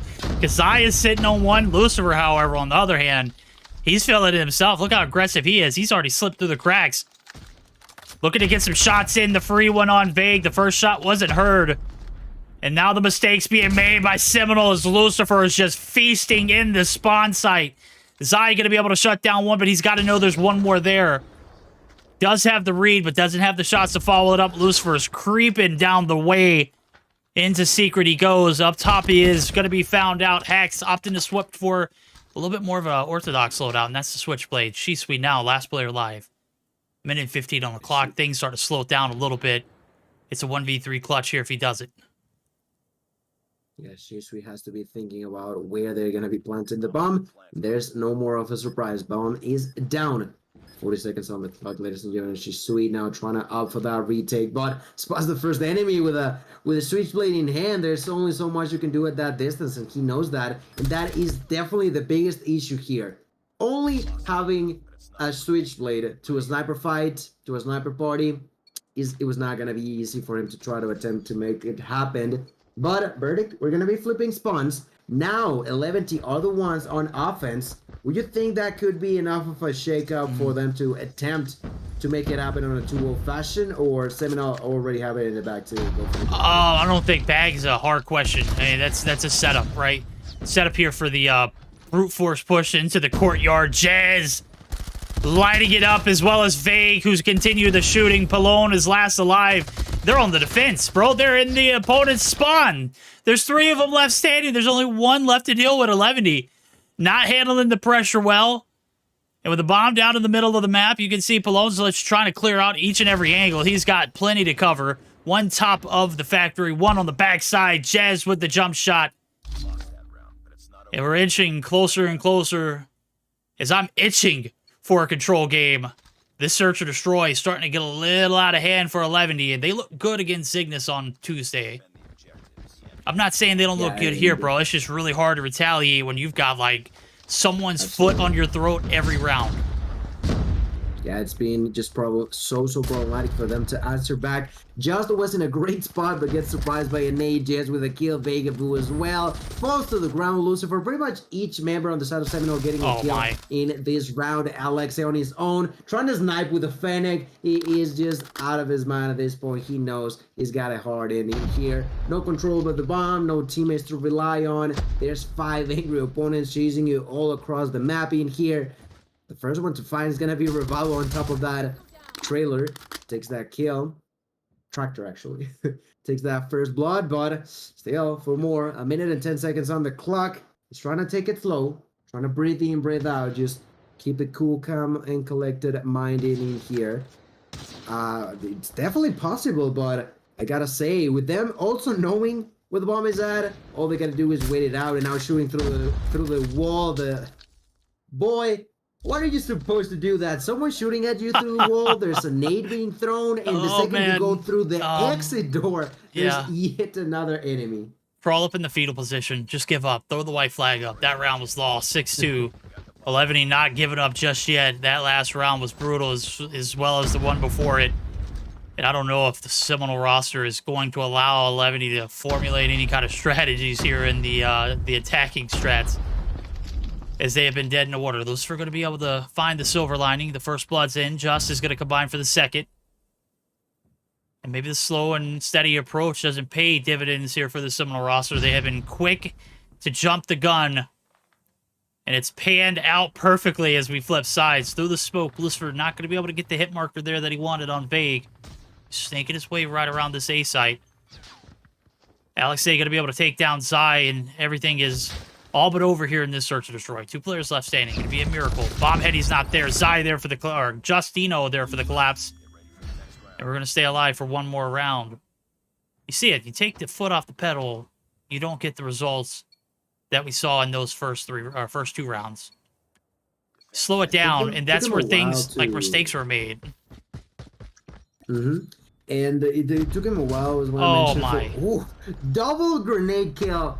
That's gonna hurt, man. That is definitely gonna hurt. Let's see if they can still try to overcome that atrocious beginning of a round on the side of Seminole, as Ravallo finds the first blood now onto Shisui. But it's just so unbelievably unfortunate. Now pushing forward yet again. There's just doing a lot of pain onto Sai, making it rain onto him. Takes that kill, immediately pushing for the next victim. There's someone up above him. Let's see who's gonna figure that out though. Oh, takes that kill onto Ravallo. Greatness now on the side of Just, pushing for the next one. Jess is gonna say no to that, but in the meantime, the bomb is gonna be planted while he is being chased after by the hands of Alexei, and Alexei is not gonna let it slide. He's like, you know what, Just, he was working out for his kills. His troll, I think, Just had no kills for the better part of the round of 11T on defense. But now, my boys are with 8, making it rain all across the board, but still, one single mistake away from losing it all on game number 2 for 11. Things are getting a little too close to call, and I think Seminole know it. Jez, opening up with the first blood, is going to be able to find something here to shut down this 11 offense that has been looking pretty good these past 2 rounds. Let's see if they can make it 2 more to take us overtime. The hit onto the tractor, or to the tank side. Good night. I couldn't say it. Shisui going to be able to slither away. And some more shots in. That's going to be the bodies being dropped. 2 for the price of 1. Hex going to be shut down on the statue, but it is all on to Just, who's got the God tier flank. Raballo going to be able to shut that one down. It's been read. It's been sniffed. It's been outsed. Bombs down. Finally going to be collected. Alexei trying to get the redemption. Is going to be able to find the body. Raballo's going to get dropped. 2v3 now. Minute on the clock. The offense has been resorted to this back alley area that they know they got the kill on, so maybe they can put a little pressure here and open up the floodgates. All 3 players left for Seminole, kind of spread out onto the courtyard. Not quite sure where this hit's going to come from. The last little bit of intel was, hey, they were deli. Surely you got to read this and say, hey, we got to fall back towards this A site, or maybe get a setup to prevent this bomb from going down at A. I think that's what Zai's doing now, as he makes this rotation through. Shisui and Alexei are trying to keep the dream alive of a comeback here in the Search or Destroy, and a 2-0 sweep in the series.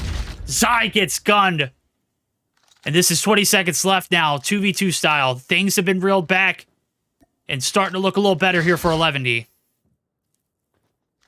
10 seconds left. Shisui trying to plan. They're rotating from behind through the wall. There's the kill. Nothing else to be done, Alex. It doesn't matter what you try to attempt. The time was just not in your favor. The odds were against you. Seminole just took that next step. That was simply to just overwhelm his opponent. 7-4 victory. A lot of people were just hoping for the comeback on the side of 11-2. But the reality is they had it really, really complicated. Maybe if there was a plant on that last round, maybe if they would have done something different, but we cannot live off of TFs.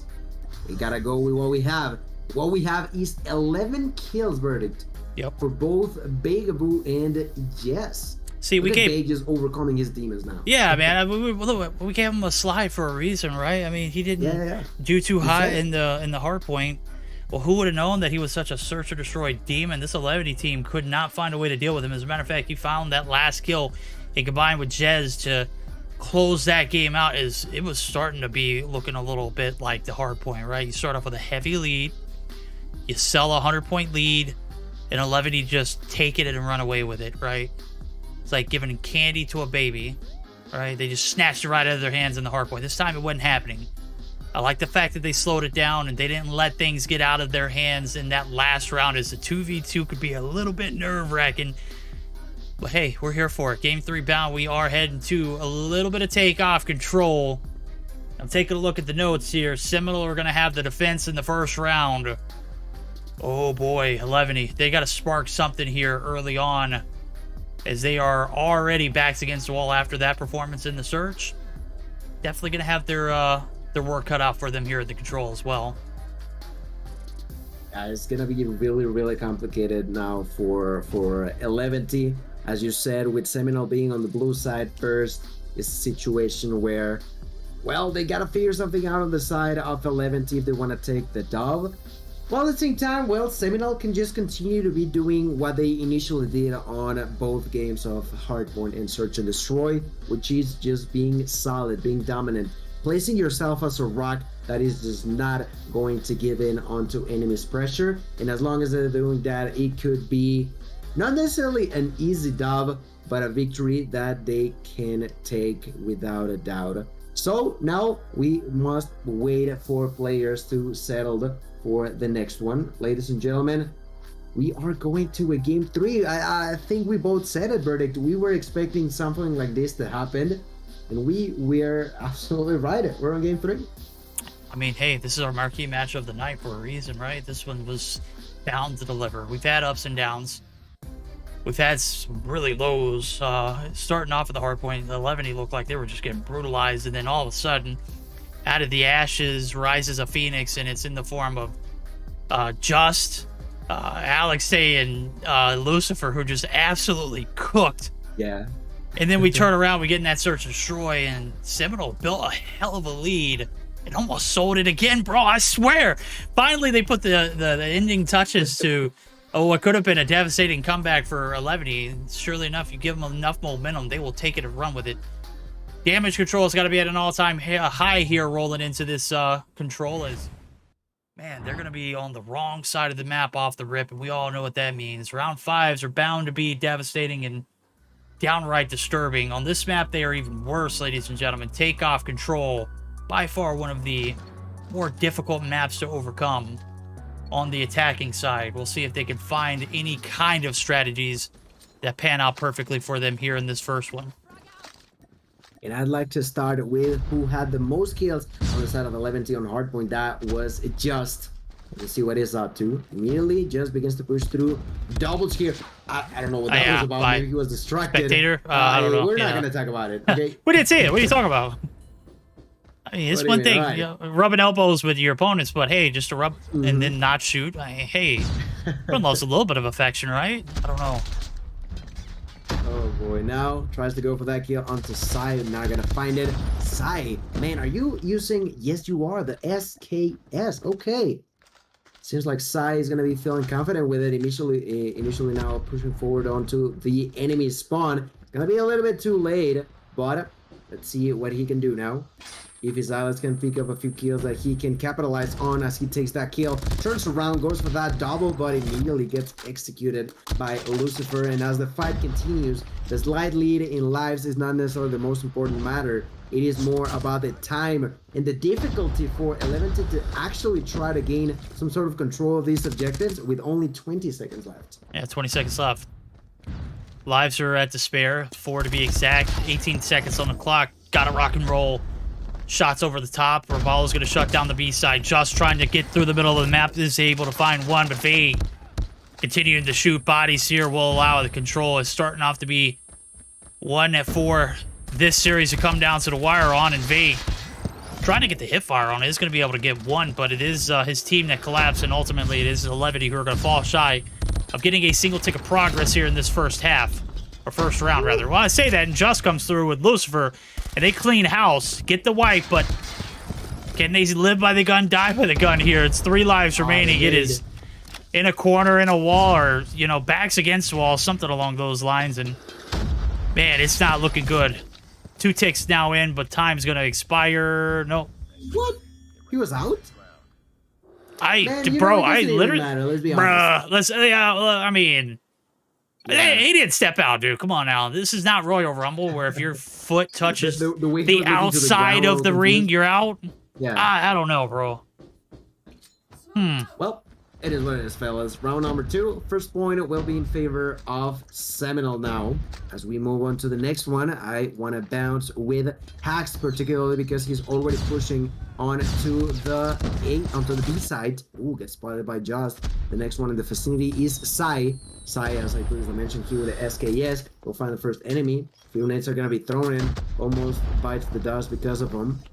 Not going to be a clean path for either of the two teams now. And the second they try to push towards Alpha, there's been a stop by the hands of 11 team. But let's see for how long. Yeah, good enough. Great effort. The only one inside now will be Jazz. Jazz going back and forth, trying to just find a few extra couple of seconds inside of that hill, but no ticks are going to be taken just yet.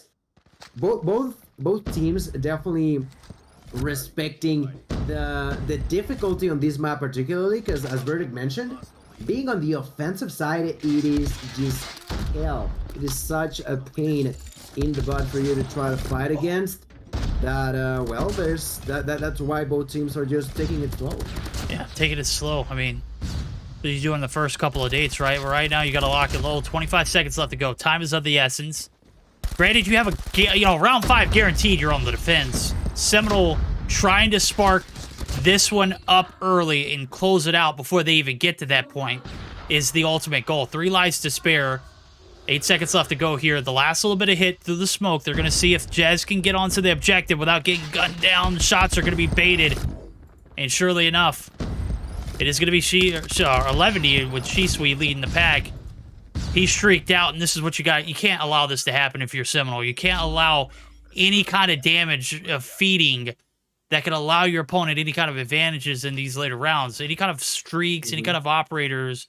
Of course, you can't deny the operators, but the streaks, kind of find a way to, maneuver yourself around those. Or if you see someone streaking up, go ahead and try and put an end to it, because right now he's got a pocket full of sunshine. We'll see if he can go big now. So we're going to go ahead and dive in for our first listen, and we're going to go ahead and jump in with 11 to see how the comms sound here in this third control round.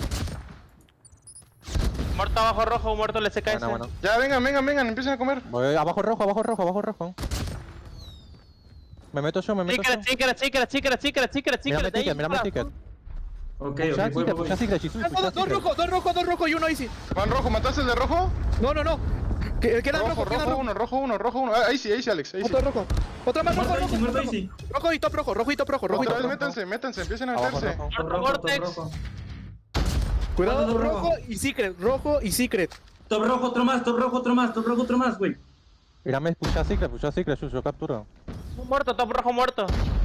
Estoy viendo secret. Tenemos vidas y tiempo, güeyes. Había uno abajo rojo, Abajo rojo, te va ticket. Okay, Gil, this is what I was talking about. You got to find a way to find some kind of kinks in the armor of Seminole here on the defense, and the attack right now have been successful. 1:45 on the clock.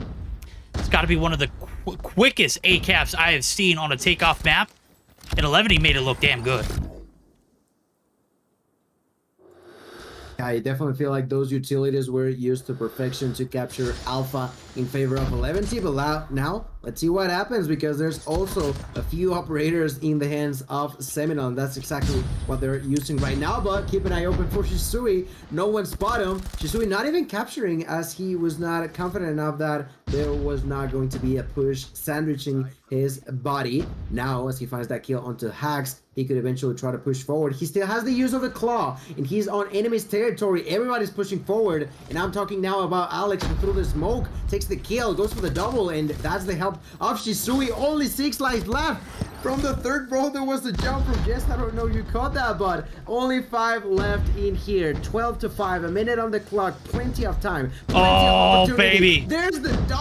Shisui with the next one. They are gonna go deep in to the objective. 11 knew they had to do it right here, right now, and they are capitalizing on it. As the only one alive is Ravalo, he begins to push forward without realizing that there's Alex behind him. Ladies and gentlemen, that's the 2-1 lead actually going in favor of the Latin roster. You called it on early, Verdict. the use of the score streaks, the use of the operators, and on top of that, my boy Shisui is yet again with a pocket filled with score streaks and the operator. Oh, this is nightmares.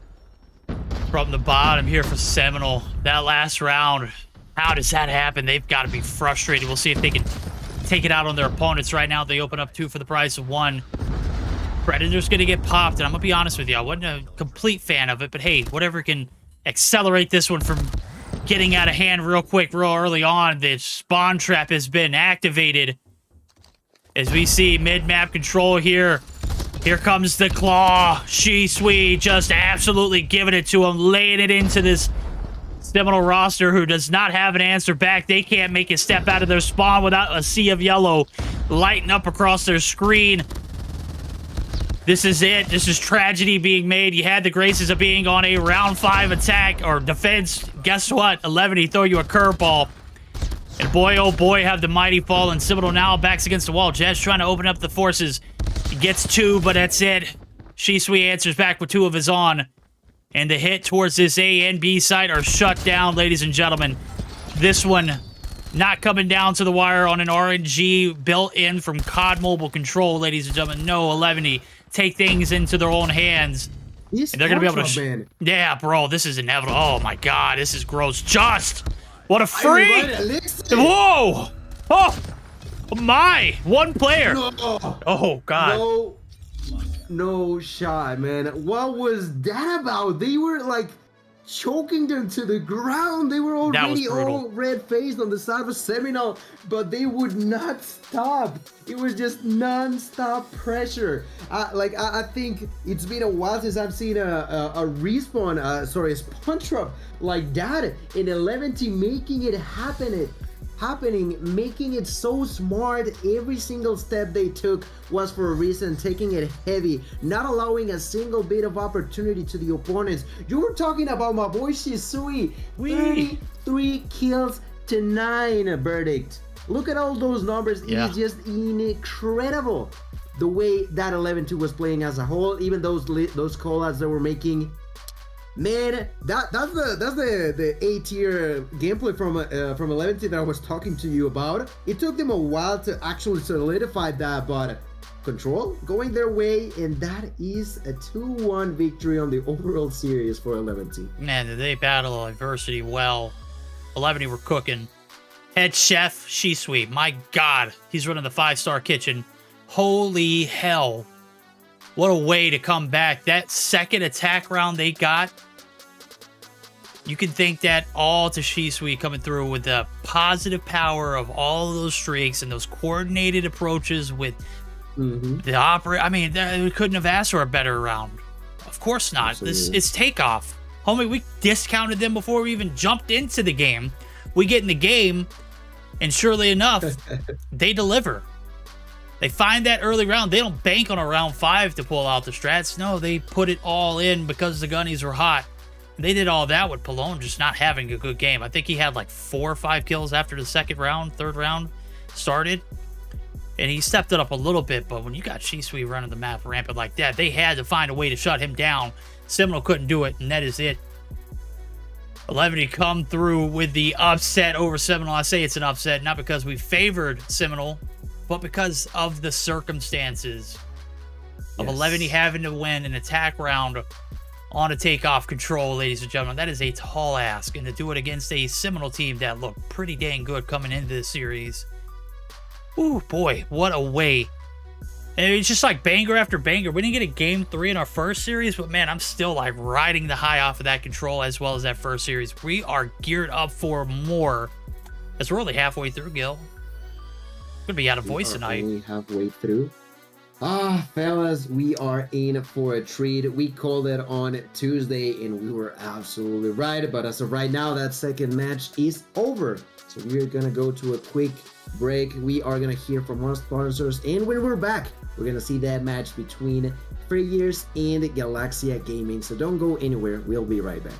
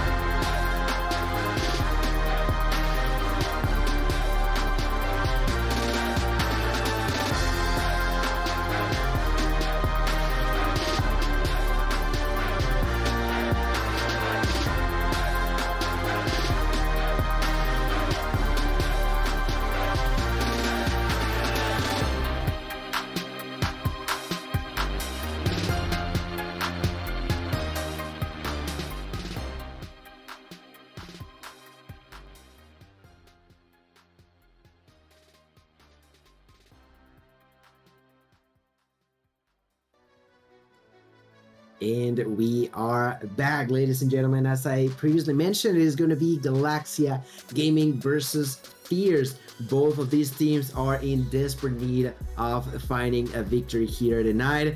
We are about to find out who will prevail off of these two. Verdict, what are your expectations for this one? Oh, I think we had this conversation off stream when we were on break. It was like a moment of discussion, and on paper, this Fierce team should be able to handle business without any kind of upsets. And then we saw that Teabag might not make it, and we're like, oh. Yeah. And then we saw Teabag join the lobby, and like, oh, okay. I mean, this is a sigh of relief. Maybe this is another routine day at the office here for Fierce, who took a little bit of a backseat on Tuesday's game, so this is a chance for them to get back on top and start to feel themselves again. So I gotta roll with Fierce. Right, I'd say that I definitely agree with that, but well, we also have to see what the map rotation is going to be looking like between these two. And that, ladies and gentlemen, is going to be a game of Hardpoint on Standoff, moving on to Search and Destroy Raid, and a potential third game of Control on Firing Range. The bans from Galaxia was Slums, while Fierce opted to get rid of Hacienda. And well, Standoff and Raid, the initial duo combo. I feel like within this season, it's been the most we've seen them the entirety of the last one. You know, it's just wild how much the way that teams are picking maps now feels with almost all Standoff and Raid on game 1 and 2. No, I completely agree. They're classic. They're bangers, right? These are maps that, you know, have been trialed and tested. We can count on those being great maps, especially for the hills and the rotations. Raid can get a bit dicey on Hardpoint. I'm glad to see it much more in Search and Destroy. And I know the players are too, as we get prepared for our third series to start up. I think Standoff is just such a fundamentally sound map. I mean, it's 4 points. There's 3 money hills. There's 1 out in the open. You have a chance to regain after the first set of hills. Anything can happen, just like we saw in Firing Range. You know, anything can happen after that first set of hills, or maybe not even after the first set of hills are done. P4 is where the magic started for 11E as they sparked that comeback in the Firing Range. Hardpoint, this time around, it's Fierce and Galaxia Gaming. Anything can happen on this map as we get geared for it. Predictions have been made. Players are ready. I think we're about good to go. One thing to note is Galaxia Gaming has yet again made another roster change. They have parted ways with Starboy, aka Real, and have since replaced him with Static. So Static is going to be making his debut, as the rosters are Static, Aries, Nerdy, Regret, and Scorpion for this Galaxia Gaming roster. And then we got Vibin, Teabag, Space. Who else is it? Codeine and Rehan. There we go. Rehan, yeah. All right. Yeah, those are, ladies and gentlemen, the starting 5 on each side. And, well, verdict, we are now going to begin game number 2. Game number 2. No, match number 3. What am I saying? What am I on to? Never mind. All right, T-Bag is with a shotgun, and he got me just all flustered, you know? I'm curious to see what he's going to be doing here now. I do not know. How was that not a double kill? It was a hit marker. Yeah, I saw it, bro. I caught it in 4K. I spawned in with Teabag, and I did not want to let go. I saw the shotgun. I'm like, bro, come on, let's go. Do something crazy. And I hate the Hitman's not here to see it, because Hitman and shotguns, just an absolute beautiful combination. Nerdy going to be able to take him down from a little bit of range, and surely enough, it's 20 seconds off the rip. Team Fierce coming through fiercely. And they're trying to get the setup for P2 as well. It's 30 seconds into the objective. They have already gathered up pretty much a flawless point at this time. All right, moving in here. I'm intrigued about Vibing as well. Vibing has been recently a player, definitely helping a lot into the fellas over at Fierce. Finds his 5th kill, but gets spotted there at the end. Now, Space already trying to prevent a rotation onto the next hill while also picking up those last seconds. But problem is they are all rotating through back alley. So not much for him to be helping with in there. But it's alright, it's quite okay. Finds there the kill onto Ares, but gets spotted by Scorpion. Scorpion now immediately begins to push forward. Galaxia Gaming with only 2 seconds inside of this hill will break through it with the help of Nerdy. A great retake. They could not for the live do it on point number 1, but they have managed to do it on point number 2. They lose a few members, but they remain strong. Static, the newest introduction for the squad. Galaxia Gaming just changing players more often than I change socks. It feels like it is just been wild, but they are still trying to make it working here as Static gets overwhelmed by the opponents with 20 seconds left. The retake is going to come through for the fellas over at Fierce. That is going to be a good enough momentum that they now try to translate onto the point number 3. Yeah, point number 3. Changing rosters more than they change socks. Gil, do you even wear socks, homie? Let's be real here. I mean, at this point, I am not wearing socks. I know you're not wearing socks. Look, I didn't even see your feet, and I just knew it. Well, I mean, the saying is pretty fresh, though. I mean, you gotta change your socks at least once a day. Well, this roster has made 4 out of the 5 roster changes already this season. And so far, the mesh is not there. The break here for this P3 top blue site is looking golden. The sea of yellow in the screen, well, it's about to be. It's space popping the Annihilator. Operators galore. Space going good for 2. Codeine holding off the choke points here with the Vortex. Going to go ahead and last-ditch effort that last shot. The Preddy's going to come through. It's good for the 4th in the feed. And Team Fierce, yet again, on point and on top of the world. 90 points into the objective. Post-mortem there from Ares, who's going to pop the Purifier. It's good for the break, and the stick will stay as we head over to the battle for P4. Big gunfights being won here in the bottom side of Granny's, as the rotations are going to be made by both teams, but the advantage here is if Ivan wins this one, could be astronomical for Fierce for this setup. That's exactly what he's hoping for. Throws that tactical nade on both sides. And actually, he did not have to do too much, as his allies are going to be there to help him out. Now, I want to go back with my boy Teabag. It was slightly questioned if he was or wasn't going to be with us tonight, but he definitely is, and he is here. He's rock solid so far. 12 kills for him, and looking to find a couple extra now as he bounces inside of market, in and out, just allowing his allies to always feel secure, always be feeling safe. And in here, they begin to also use their operators. There's the use of the Purifier by Rehan on the outskirts of it. There's also the Pred missile used right now, and another double kill for him as he popped that Pred missile. 120 points to 32. It's being really, really left-sided, but we have seen it in the past and as recently as today, where a comeback like this is doable. But I feel like the situation was slightly different with this time being the team of Galaxy Gaming, if I'm being honest. No, you're absolutely right. You see the cleanup there. T-Bank got a hit marker on a guy, didn't even pursue to get the final. Codeine was there to box him out. This is getting out of hand. This is getting toxic. Let's see how toxic the comms are as we're going for a P1 reset. 147 to 32. Things have got to be crazy as we dive in for the comms listen in of the side of Fierce. Broken. Deli. Yeah, my grandma plays better. What the hell? Hey, yo, Verdict, spectate me. I'm gonna do a 360. Oh, he's broken. I died. Yeah, bro. Find better teams for NBA, bro. I ain't trying to disrespect, bro. What is this? Hey, bro, we lost to X-High yesterday. We can't see. You're right. I'm taking my time to X-Side, bro. I got fucked up. I'm pushing him. He's one shot. I missed. I killed him. One more on the hill, Cody. Why'd you leave the hill? He flashed. Yes, bro. They're spawning blue, guys. Yo, I'm flashing you. Deli.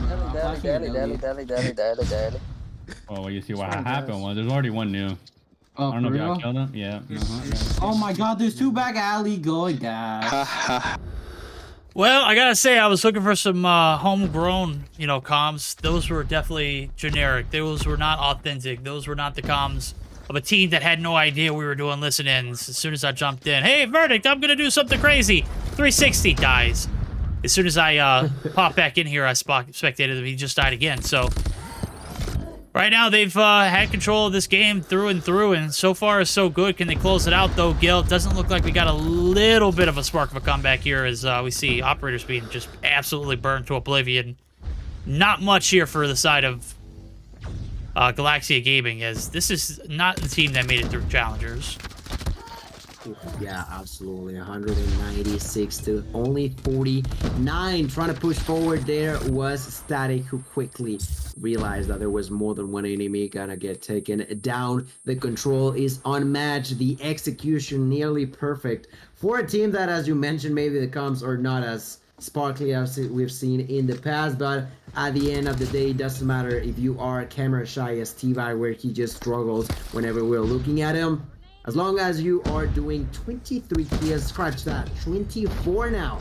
T-Bag will still be doing a lot for the squad. 30 seconds is all that the side of players are in need of, and Galaxy Gaming trying to survive, have 4 players in, one of them being Ares with the Purifier, finding a kill onto one of the opponents, but there's also another Purifier by your enemies, and that was Rehan with a quick cleanup. 30 seconds translate now onto only 20. Verdict is pretty much seemingly will be, or could be, the last point we see in this game. Yeah, one last little push here. You can see the congregation's made its way through. Back alley hits. Rolling up for one last hit. Static shut down. Last player lies Aries. Can he go big? Can he take down the rest of Fierce? T-Bag says, hold my KRM, homie. This game's over with. 250 to a 56 with 16 seconds left to spare. What a shadow of doubt about how well executed this one was going to be. It was about what kind of show they could put on for us. T-Bag, you know what? Quite disappointed. I didn't see a 30 bomb out of you. Wait, did he get 30? Nope, he didn't. Yeah, bad T-Bag. If you're telling me to watch you and do a 360, at least hit one shot. Give me a hit marker. It was a Rehan show, though. 33 and 9, a minute and 48 on the hill. The recipe for this team's success seems to be when Space picks up more than... Look at that number being repeated now tonight. Yeah, hey, look, that was... Hey, that's right, that's a magic number. But then I think the recipe for success for this team is if you can get Space north of a minute and 30 on the hill, you've got a solid, objective playing team. Absolutely, absolutely. And, well, on the side of Galaxia, what can we collect from the ashes in a way? Not much, if I'm being honest. All of them struggle like crazy. They try to be having some sort of control over the objectives, but that was not there. The rotations were also kind of late. We did not, of course, listen into the side of Galaxia, but it was not necessarily as well coordinated as a team should be here for regular season. Really unfortunate for them. And let's be reminded, Galaxia Gaming, Gaga Gaming are in desperate need of something to go their way, or else, well, they are gonna slowly begin to say bye-bye to regular season. We are barely starting, but they are one of those teams that has already been on day number 3 with 3 games, with 3 matches. And so far, do they have 5 points or do they have none, actually? Let me double check. I'm sorry, I got a little starstruck. They got 5 points. I was looking in chat. Gotta give you a huge shout out. It's Callie coming through. Callie from Garita, homie. Huge shout out. Absolute huge fan. The work you do with AJ, just, oh man, you guys are. Oh, that Callie. Yeah, that's Callie, bro. Oh boy, I think he does know me, but I do know you. Hello. Oh, we all know Callie. Callie's a legend around this part. So absolutely huge fan. Yeah. Huge fan. I'm glad you were able to stop by. I'm not glad that you were able to pop in at this time because the first 2 series were much better. This 3rd and 4th leg, true. Probably going to be on the the lower end of the spectrum for quality. If we are just speaking out of hand. But back to the action at hand, is we're gonna get geared up. Search and Destroy has been set. It's on raid now as we head over to the Hollywood Hills of California, ladies and gentlemen. Should be an interesting one. Static has left the lobby. I don't know if we're going to get a sub in. Yeah, we have. There we go. Austin. That's the Search and Destroy talent that we need to, kind of balance out this Galactic Gaming team who's still struggling to find their identity. Is that what I want to say, Gil? Or is it that maybe the talent is not quite as theirs as it used to be? It's complicated also to find your true identity when you're having so many changes, even within the same series. It's just so difficult to find something that works as a whole if you are constantly having to change the way you communicate, the change you rotate, the change the way you sort of begin to know how your allies play, like, right? If you are in a certain spot, you're like, all right, my ally is probably gonna be pushing this way, or he's gonna be rushing towards the objective, that kind of stuff that comes over time. That synergy is just so difficult to truly form within a roster that is constantly under development in a way. So, well, we are all geared up for game number 2. We're nearly starting with this next game of Search and Destroy raid.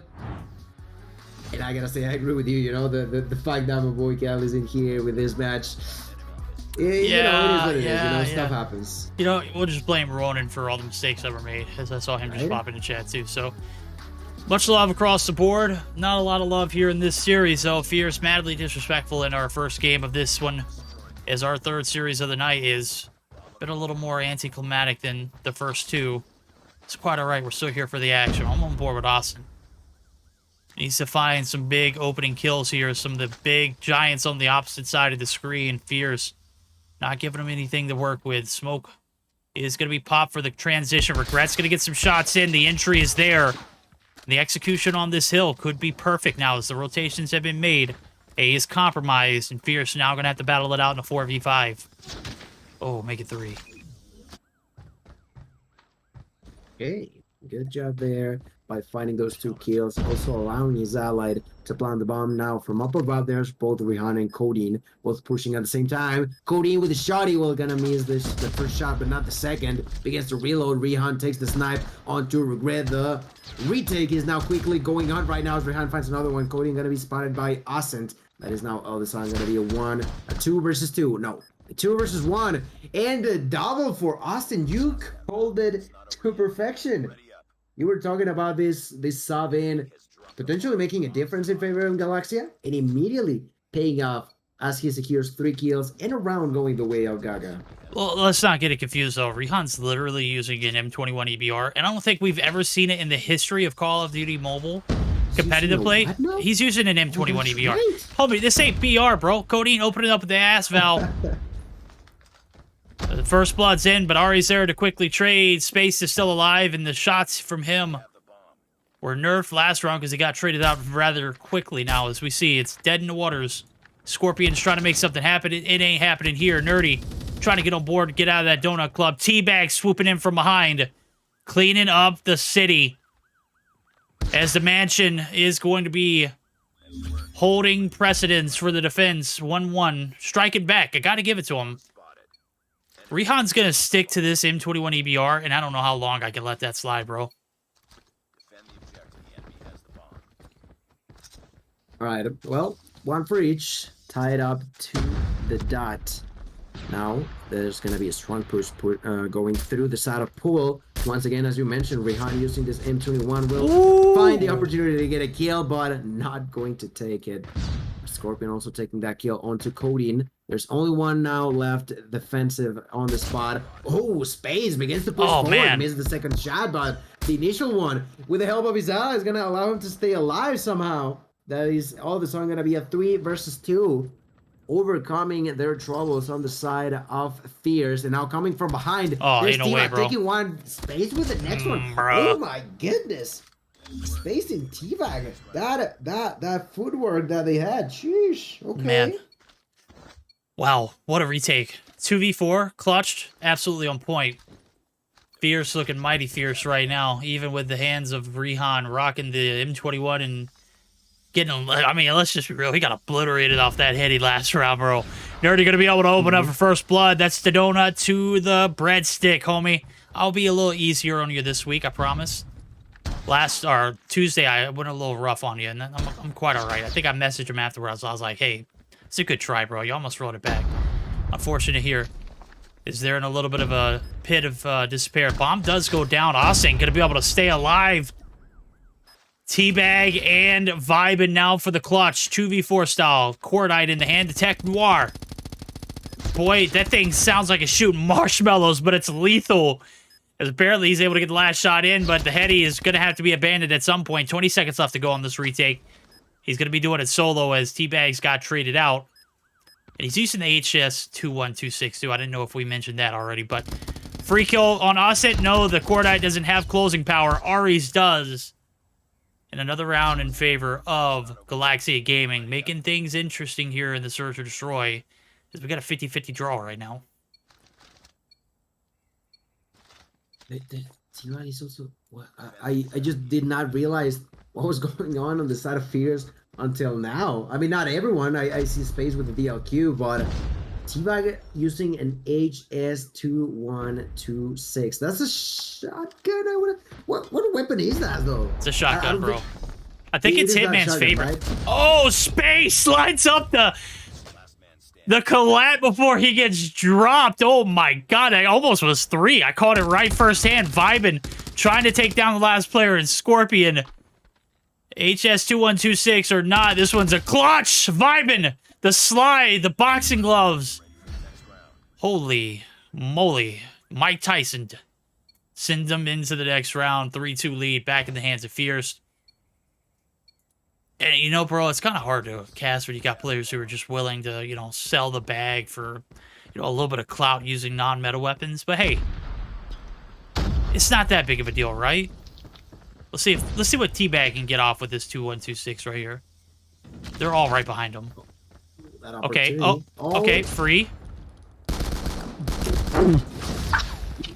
Any other weapon, he would have done Yeah, that, right? yeah. I don't know. Maybe.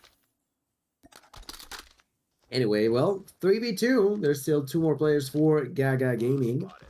The problem is that Scorpion is going to be surrounded by 3 at the same time. Goes for the kill, takes the first one. Now, will not be pushed by the opponents, actually. Seems like they will try to wait for him to walk by in space. Like I mentioned, space is not necessarily trolling with that DLQ. And they should have been aware of that. On the side of Galaxy Gaming, Ares. How do you pronounce that word again? Ares, Ares, Ars. I don't know. Mr. A is going to be in a 1v2.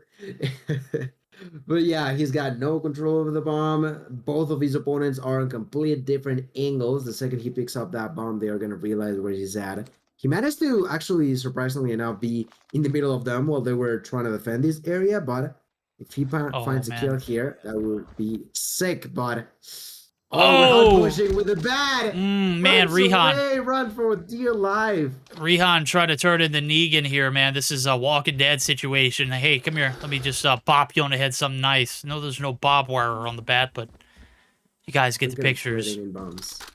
Yeah. Well, I mean, he's trying to split some wigs. Right now, Space is holding down the fort. Bomb's going to give the indication off. He's going to get a quick little... Wow. Good flicks. Round, sorry. Quick round. Turned devastating early. We even saw T-Bag catch one body, but let's be real. He stole that kill, did he not? Wait, what? Sorry, I kind of... He literally waited for more people to come through, and someone hit markered him. The player that T-Bag killed, and T-Bag kind of just stole the kill. It wasn't like he got the kill, actually. Look, he's creeping right now. It's a beautiful skin. The Pick Dynasty's a great look, but... Oh! Gets the headshot multiplier to seal the deal with that kill. It's not enough to win the round, though. There's still 3 players left. This Nerdy's going to be able to get the return frag just as quick. Rihan, M21 EBR. Raid is in Blackout, homie, but it is not in multiplayer. Oh, wait, yeah, it is. The M21 isn't, though, bro. What is this? What are you doing? Pick the bomb up. Come on. We're trying to put on a classy show for Cali, and this is what we're giving to him. I'm so sorry, bro. This is not what Mobile Mayhem's, you know, typically consist of. Yeah. Well, they do pick up the bomb. That's within the hands of Rihan. Both of them combining alongside with Space, a grand total of 14 kills. While on the other side, there's 11 for Nerdy and Ascent. Bomb is going to be planted, so that's 45 seconds on the clock, ladies and gentlemen. I mean, I'm intrigued how Galaxy Gaming will try to go for the retake. There's a Kilo, and there's also a DLQ by Ascent. Pushing forward through Kitchen. There's Nerdy gonna find Space, but Space, oh my god, that flick was just nasty. He went for a 360. I said that he was not trolling. He, in a way, clearly is. He went for that trick shot. He's already been spotted. Rihan eventually finds that kill. Imagine if Space would have landed that 360, but not gonna be the case. 5-2. More of a lead going in favor of Fierce here now. Yep, and I say that my emulator crashed, and I'm so glad that I had it pulled up on my iPad, so just give me a moment for us to get everything set up. We're not going to miss any of the action, but we are going to have a little bit of a sound issue, as I can't have both playing at the same time, so I won't even fiddle with that, because the emulator should be back up. Payoff round, 5-2. Life count in the lead of the side of nobody, because we got 1-for-1 trade. Is Nerdy going to be there to quickly get Rihan out of the equation? In the battle for this mid-map control now, as the bomb goes down, Fierce are not feeling it right now. But it is Coding who's going to be able to get on board with his fourth. Aries is right around the corner of the shorty. Is he committing to just playing with the shorty this game? Bro, ain't no way you just sat there and just took that, Aries. Come on. There's no shot he's getting that. Okay. Anyway, verdict. That was a kill for Scorpion, vibing on his own with a Locust in hand. We'll try to back out of there, but a minute on the clock, and remember, fellas, Fierce. Ooh, vibing with a quick scope onto Scorpion. My boy do be vibing in here. That is going to be his 8th kill of the game. That is going to open a better scenario for him against Regret, who is currently the player with the least kills across the board, with a grand total of 3 for him. Vibing, just trying to figure out where he could be at. I think he spotted him. Nope, not yet. Not too sure where he could be at. Bomb still on the ground. That's a great way of covering that bomb, but misses the shots needed to get the kill. Pushes forward. Relentless here with that Locust. I don't know if he thought he had a shotty or something, because the way he pushed with that sniper, just so fearless, but was not enough. A good defense for Regret, and a smart play as well, let's be honest. He knew where the bomb is at. He did not have to overextend, and he just waited patiently for that kill to come through. Waiting patiently here. Wallbang's coming through space. He's trying to accelerate these rounds. We saw the nasty 360 almost connect, but almost doesn't count. Right here, Austin connects. The nade shot looking for the follow-up. Space might be hit. He's going to stay alive, as it was just a bit shy. 2 players dropping here. We got an interesting game. Rehan committing to the troll. Gonna get trolled into the next round. Teabag with a double shotgun loadout, or did he swap his first primary? I can't tell. The weapon swap. Sure. Oh, the smoke. The timing is impeccable, and maybe a flawless round here. For the side of Galaxia Gaming, Space trying to catch a bit of rays from the sun. He's going to catch something. It's a bullet. Multiple of them. 5-4 gap being bridged here by the side of Galaxia Gaming. Will it be enough for game 3, though, Gil? Will the trolls continue to troll all throughout this map and cost them a few points off the rip? I mean, let's be real.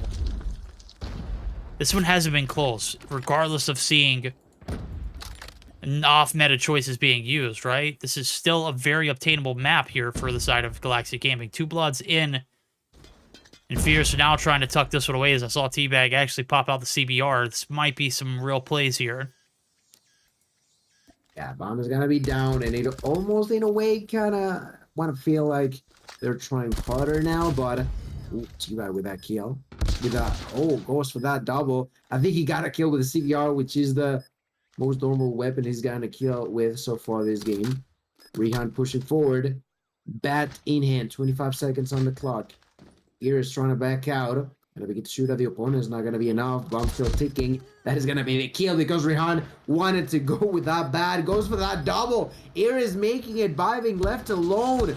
Vibing. You gotta hit those, bro. A lot of opportunity, and they are just throwing the ball. They're throwing it out of the park, when they are supposed to be catching it on the side of Fierce. Let's be honest. Yeah. It is not necessarily the best, and on top of that, as you mentioned, it's not even good for the point department, right? If they lose this game, even if they play it better on the third one, they're losing 5 for free. For what, right? Yeah, you're absolutely right. All for the memes, I guess you would say. I don't know. I kind of enjoy watching Rehan strike out. He hasn't hit a single one out of park. Ari's open up with the first blood. Quickly traded, though. Nerdy up the top side of Laundry. Got the trophy down in time. Nobody getting anything in there for that particular reason. Oss ain't going to be ousted.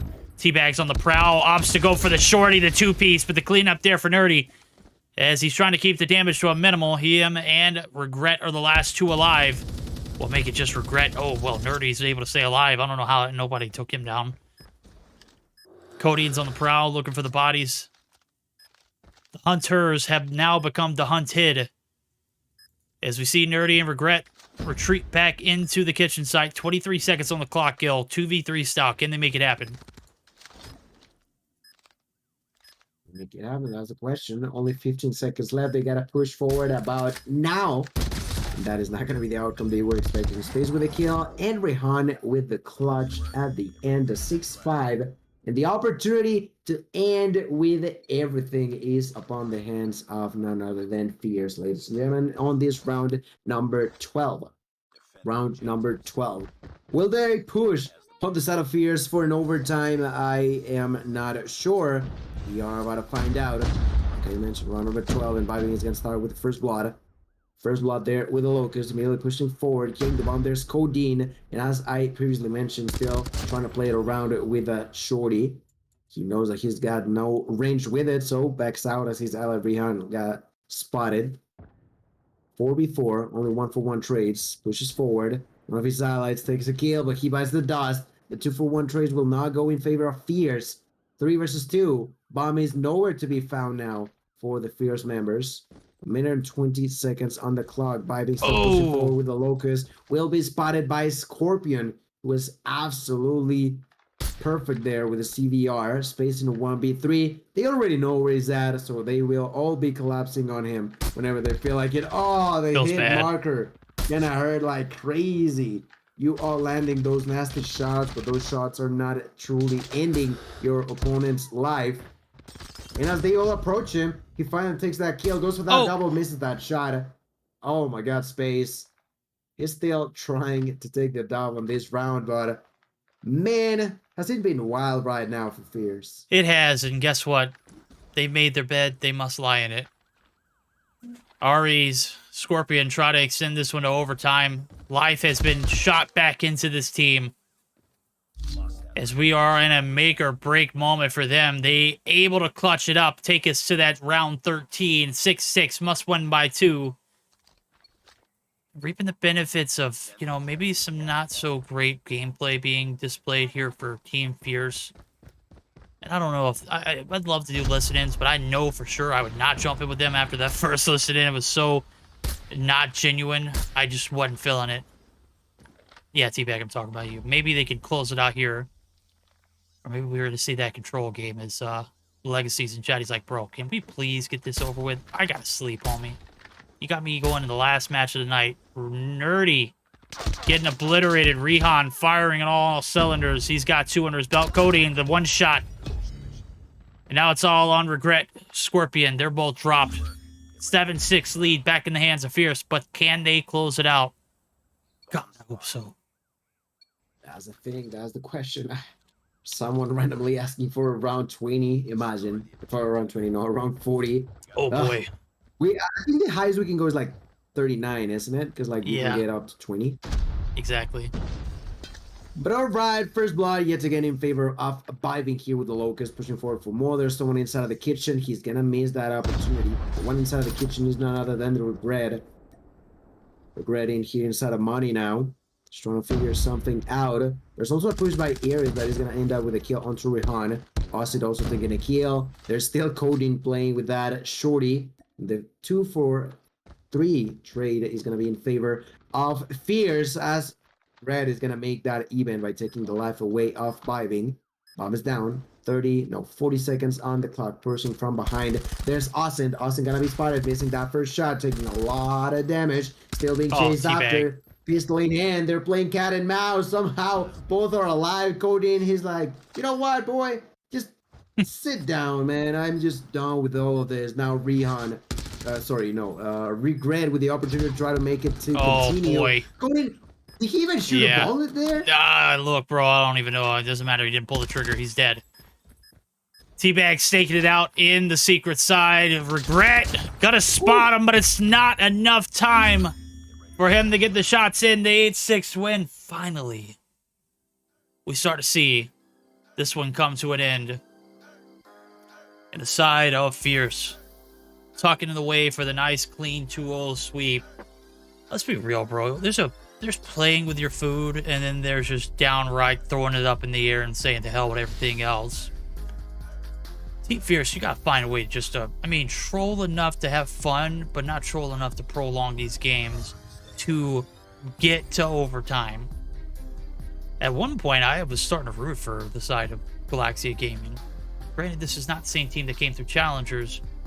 They took the trolling with grace. I mean, they performed fantastically. Ari's dropped 15 on you. How does that make you feel? The lobby leader in kills is a player that I have not seen play all season long. Funny enough, But that's okay.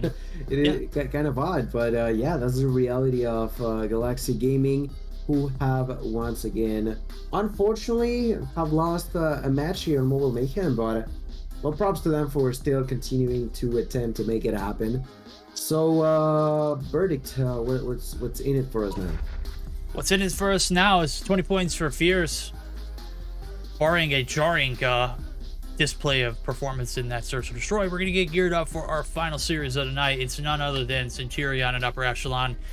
Don't leave, stay, get prepared. This one should be a banger of a series. I think this one has a lot more potential than our last one, as we're going to get geared up for it. We're going to hear a word from Call of Duty Mobile as well as Gorilla. Don't go anywhere. We shall return.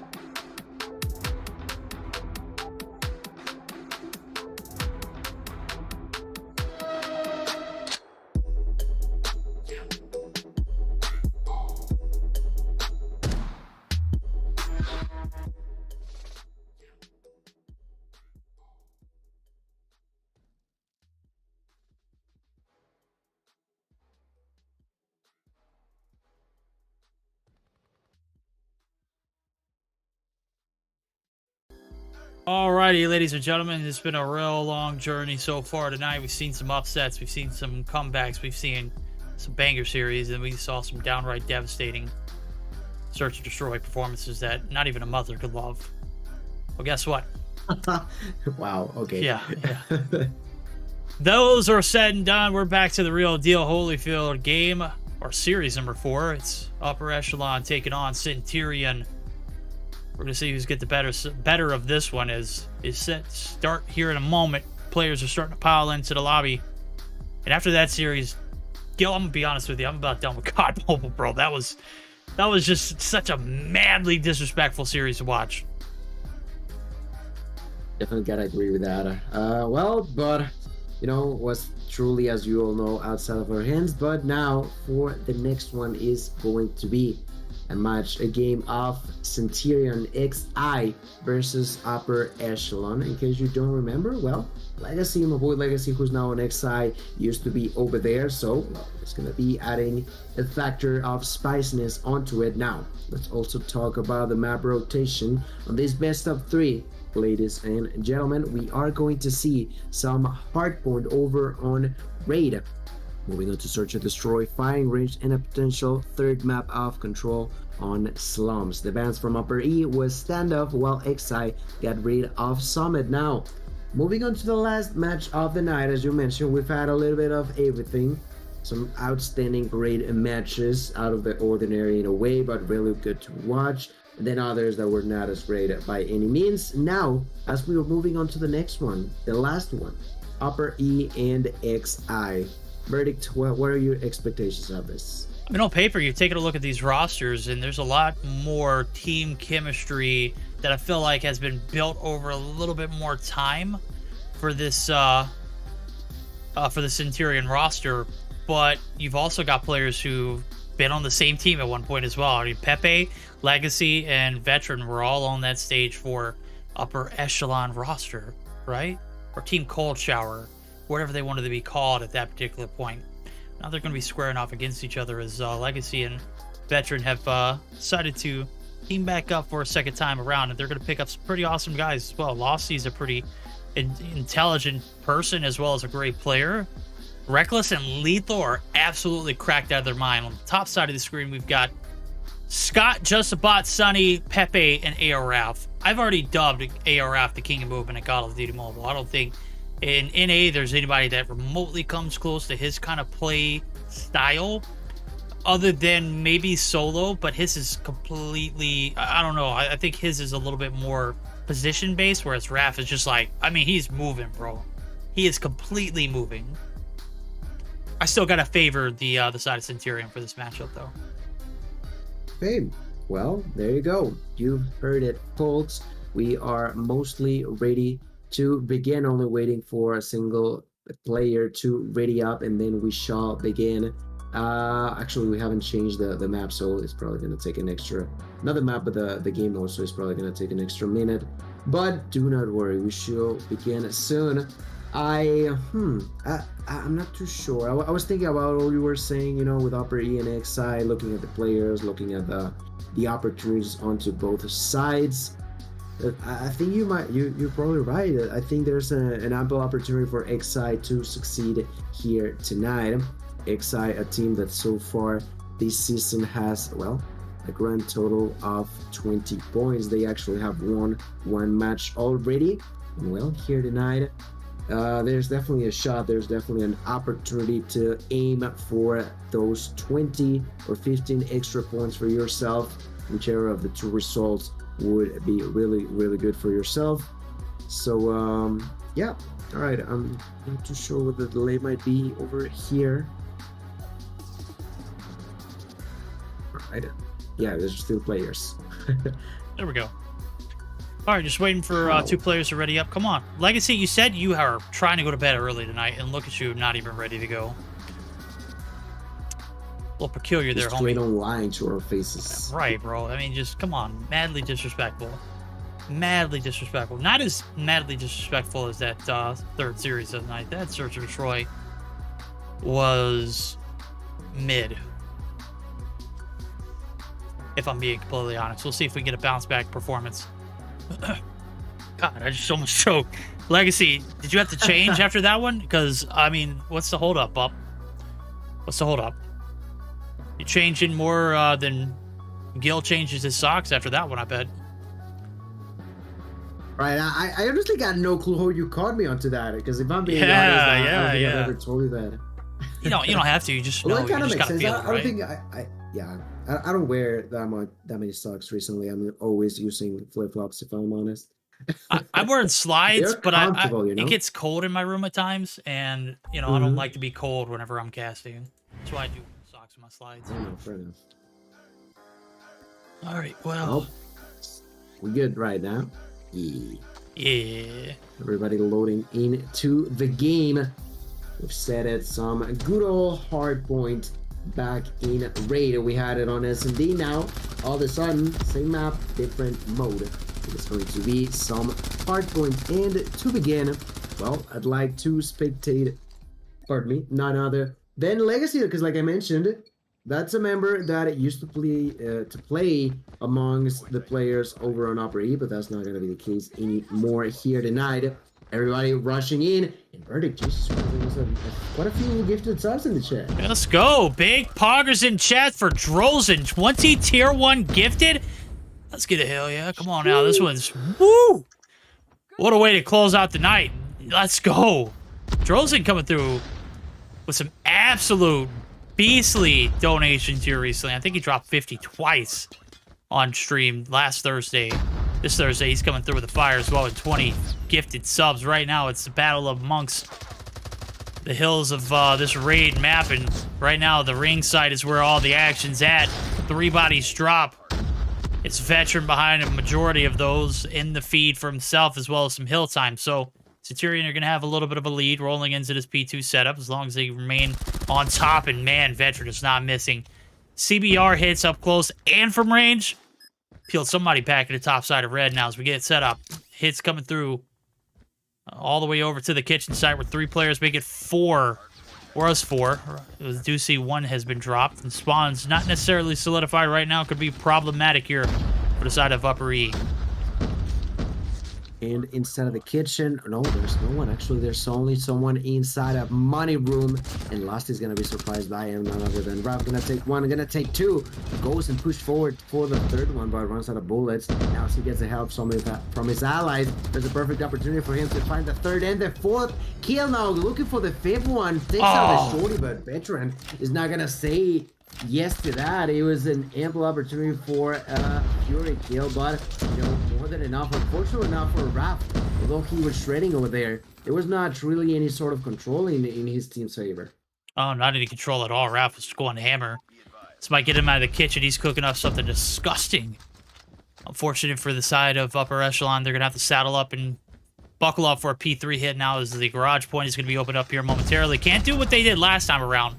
They get an early setup for kitchen, and 2 kills don't go their way. The spawns get flipped, and surely enough, it was Veteran who wins the massive gunfight.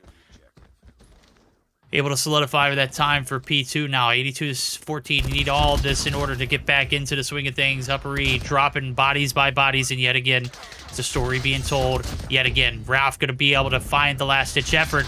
It's the claw. It's good for 2, but that's it. Sonny going to have his teammates back this time around. And Upper E not going to sell the back completely right now. Centurion still barking on the door to get the break. All right, pushing forward the next one. There's 3 people inside still. 4 members over at Upper Echelon, pardon me. And, Raph then finding a kill number 11 for himself. Throws out that paper plane for a ride. 100 killer drone, not gonna land onto anyone just yet. Raph did not realize that there was already someone behind him. 15 seconds left. Are gonna be tasting quite sweet in the face of XI. Now, they also managed to not only take that scrap time, but also send everyone else into a mission of rotating onto the next area. First inside is going to be Veteran, gets a kill, but gets spotted from behind by Pepe.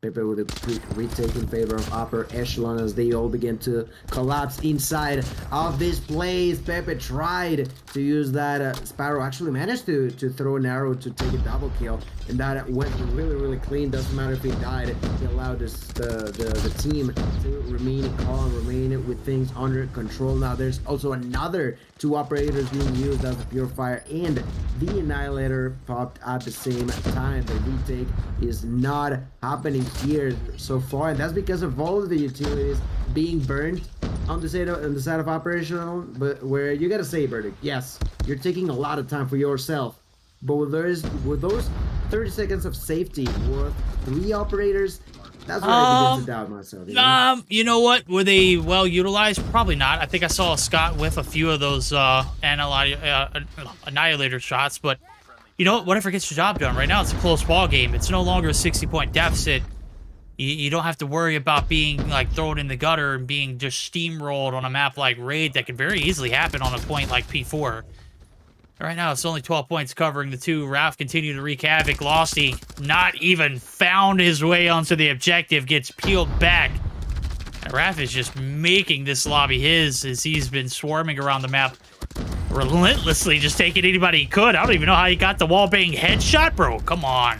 Give him a fade while you're at it. Legacy finally able to shut him down, as well as Veteran getting some team shots in. Gets credit for the kill. The break is here. And what is a tied ball game now could have not been if it wasn't for that P4 hold. So, close one going into it. P4 or P5 is about halfway done. Let's go ahead and buckle up. See how the sounds of the side of Upper Echelon as we get geared up for this P1 reset. Let's see what they are talking about as we do our first listen-ins. I'm gonna go top. I'm going laundry. Play new if we can. I'm playing laundry. One new dead. Help new. Black man. One all dead. Outer. Two. There's 2. We need help, bro. Just we're outer. Kitchen to new. Kitchen. Watch out laundry. Watch your backstep laundry. He's one tap top laundry. Fuck. One laundry. I spawn pool. They're gonna be laundry side. One laundry stuff. Got him. I got the money. Big kitchen. Laundry stuff. Yo, laundry stuff pushed up. He's on site. One more top line and outer. Top line holding. Outer, Justin. Did you get him? No, they're coming red and Top line still. Top line. Red. Top line. He's in laundry. Is he dead? Red. I played a corner. What's up, Lawn dead.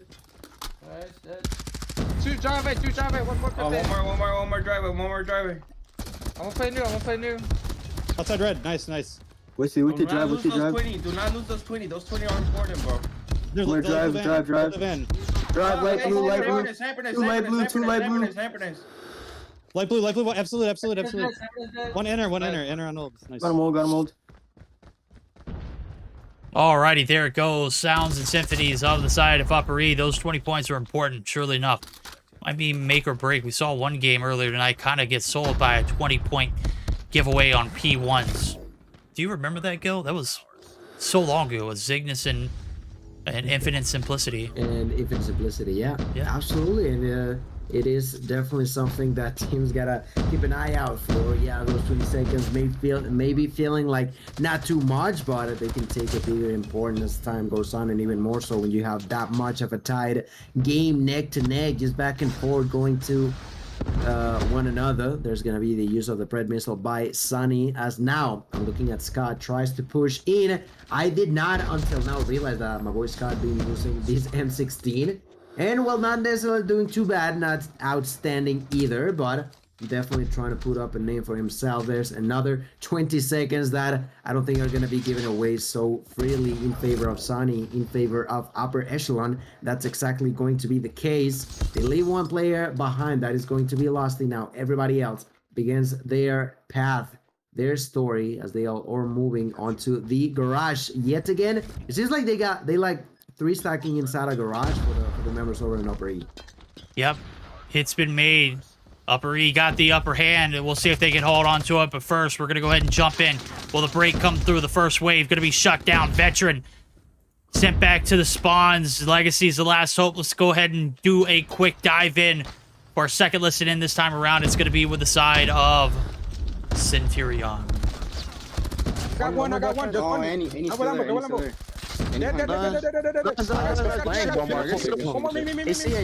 Double lambo. Bottom right. Zig. One lambo. Flank. Yeah, I'm gonna rotate. There's one going to him. One AC. Two double lambos. One came through me, pushing you. Kill that bitch, Lamos, if you can. No, one more black fan, he got me. Come on. Yeah, go. No dead. Nice job, nice more. I'm with you, They're gonna come full. They're gonna come for you. One pull, rocks right now. Rush. Outer bar. Outer bar. Yo, we need Watch Two pull. Shut One up. more outer Watch bar. it. Outer bar. Yeah. One more outer bar. Outer bar. I spawn top. Jungle. Pepe's Outer bar. Pepe's lodging stairs. Three. One tree, going up. Yeah, legacy, go back. There's two. I got one of them. Top CT. One outside of main. Have your top, Omar. Have your top. They're coming top now. I watch you sniper. Oh boy, here we go. P4, where champions are made, right? Well, this point is brutal. Let me go ahead and tell you, Gil, this one's been spicy. As the rotation's over, P3 was a lockdown for UE. A little bit of scrap time was collected there as it could. But it's a close ball game. Going to come down to the wire. Surely we might see, depending on how contested a P5 is, a potential P3 or P1 reset, rather. And right now, the last little bit of 20 seconds is up for grabs still, and spawns for Legacy is going to be godsend. But is it enough for a contest? Scott doesn't see it coming. And back and forth we go. 10 seconds left to go. It does look like the upper hand is going to be not in favor of Upper Echelon, but indeed for Centurion. They have dug themselves out of the barrel. But will they be able to see the top side of the light? As the end of the tunnel is sweet as long as you can make it there. Right now, it's 7-point lead. Centurion with the upper hand. But again, it's all about this P5 rotation. Yes, sir. The end is near. The end, ladies and gentlemen, is upon us.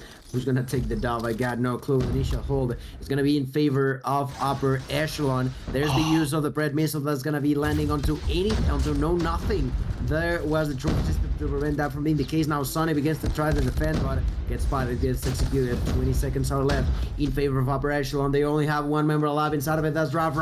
Down to the ground. Now there's going to be the retake in favor of XI. No, not an XI. What am I saying? Yeah. Of XI. Yeah. No, yeah, it's XI. Yeah. I got it confused, but yeah. Inside of it, there's who's that? Veteran spotted. There's the purifier being used by Legacy down to the ground, but Lethal still alive. Lethal holding here with a holder, and I think they got enough time, and I think they know that on the side of Upper Echelon. They all try to bounce inside. That half a second by just about is more than enough. 5 seconds left. That is going to be 245 onto 236.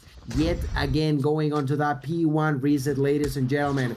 Do or die situation. Pepe with the double kill. The initial hold will be in favor of Upper Echelon. But if I continue, Pepe to the ground. The next one pushing his Legacy trying to survive there with a shorty, but there's the purifier by Sunny. Perfect timing for the purifier by Sunny. Oh boy. There's also another spare being used by Losty. Oh man, look at it. It's not gonna be enough. 5 seconds left. Lethal bouncing inside. Lethal with a kill. Lethal, you gotta survive. No, to the ground. The next one is Reckless. Oh, Reckless. Survive. Not gonna be enough, and that is gonna be more than enough. No, Legacy. On the very One last hit. This is it. Not that is enough. it, ladies and gentlemen. 250 to 245. It was a nail-biting performance and a photo finish. Where Upper Echelon going to be able to cross the finish line in plenty of time to close it out in that P1 reset a third time around. It was a lopsidedical rotation there. P5 looked like a lockdown. We had operators pop. We had positioning. No. UE fighting to the bitter end. And at the end of that tunnel is a very sunny light. And Sunny, man, was cooking, bro. 40 kills on board. But it's the movement god himself. And AO Raf coming through. 1 minute and 49 on the hill. 44 and 30 with 15 assists. Man, putting up playoff numbers. Triple-double, man. I love to see it as well. I mean, you could say that's a quadruple-double because, look, he's got objective time to go along with it. I don't know if anybody has done it better tonight. On the flip side of things, you got Veteran, man. He has been hard to stop. Very hard-pressed to impress everybody. And surely enough, was not enough to get the job done. 2 minutes and 28 on the hill. 43 and 31 with 13 assists. Freak of a game for both of the two, but it is Ralph and Upper E who come out on top. Positioning over everything. P1 is where it began. P1 is where it ends. But ladies and gentlemen, we got UE taking first blood. This is a team, Centurion. Well, let's just go ahead and paint you a picture. Centurion was the roster that upset Team Fierce just on Tuesday night. They did it in a very 2-0 fashion too. Right? So, Centurion is a well up-and-coming established team, right? guess what? So is Upper Echelon. They're also a challengers team. They come through with fire, and we're not even going to waste a moment. We're going to go ahead and keep that same energy rolling into the Search and Destroy firing range, homie. Got nothing but uphill battles here moving forward for Centurion. Couldn't get the job done in the hard point. Gonna have to find a way to pull it out here in the Search and Destroy. That's right. Some good old Search and Destroy. We are here on firing range, ladies and gentlemen. Ladies and gentlemen, moment of truth. We've had 2 2-0s tonight and 1 2-1. Will we see something different? We're about to find out. Losty, oh my god, pure chaos inside a trailer. That's gonna be 5 kills total. The bomb is on the ground, and now Losty has it ready to be defended now. Just about completely on his own, out of place. Not gonna be able to do too much about that bomb being inside a trailer, so they're going to take that opportunity to plant that bomb. And that was a quick couple of seconds. So many kills, but we get a slight peek of what peace may feel like. But not a lot of peace for just about, as he's on his own.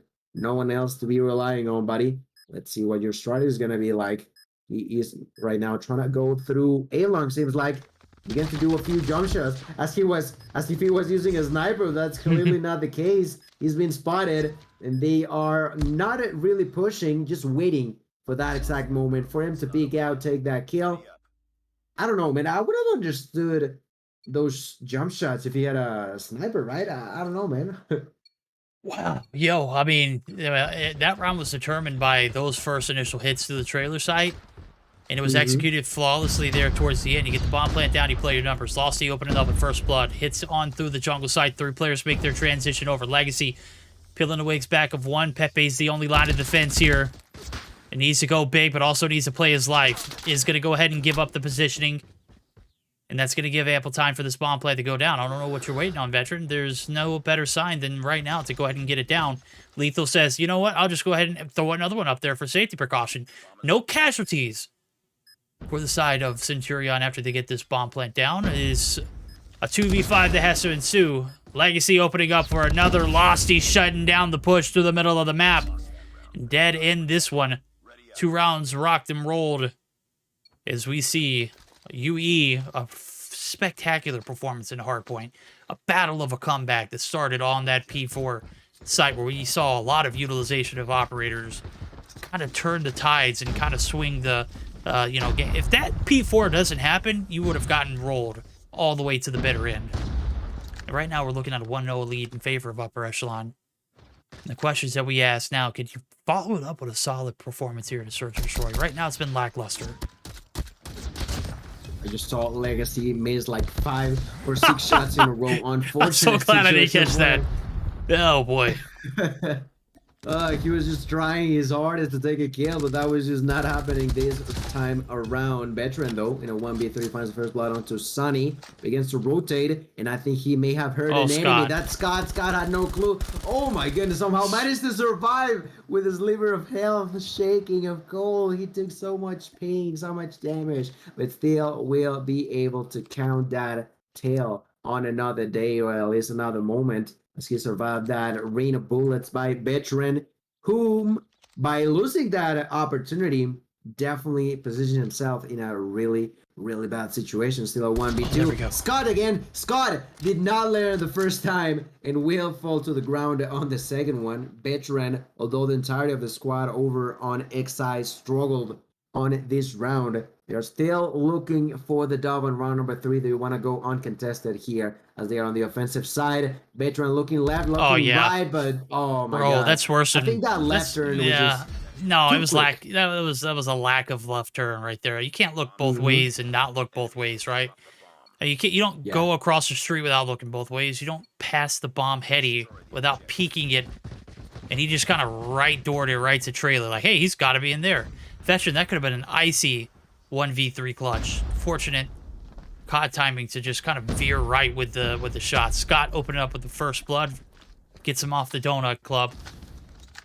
And just like that, that last round actually gets his team out of the Donut Club too, as they're able to put up 1. Veteran trying to get some shots in. Scott has not had favorable shots against this player. Veteran, yet again, not going to be able to seal the deal the first time around, and he's not going to continue to poke the bear.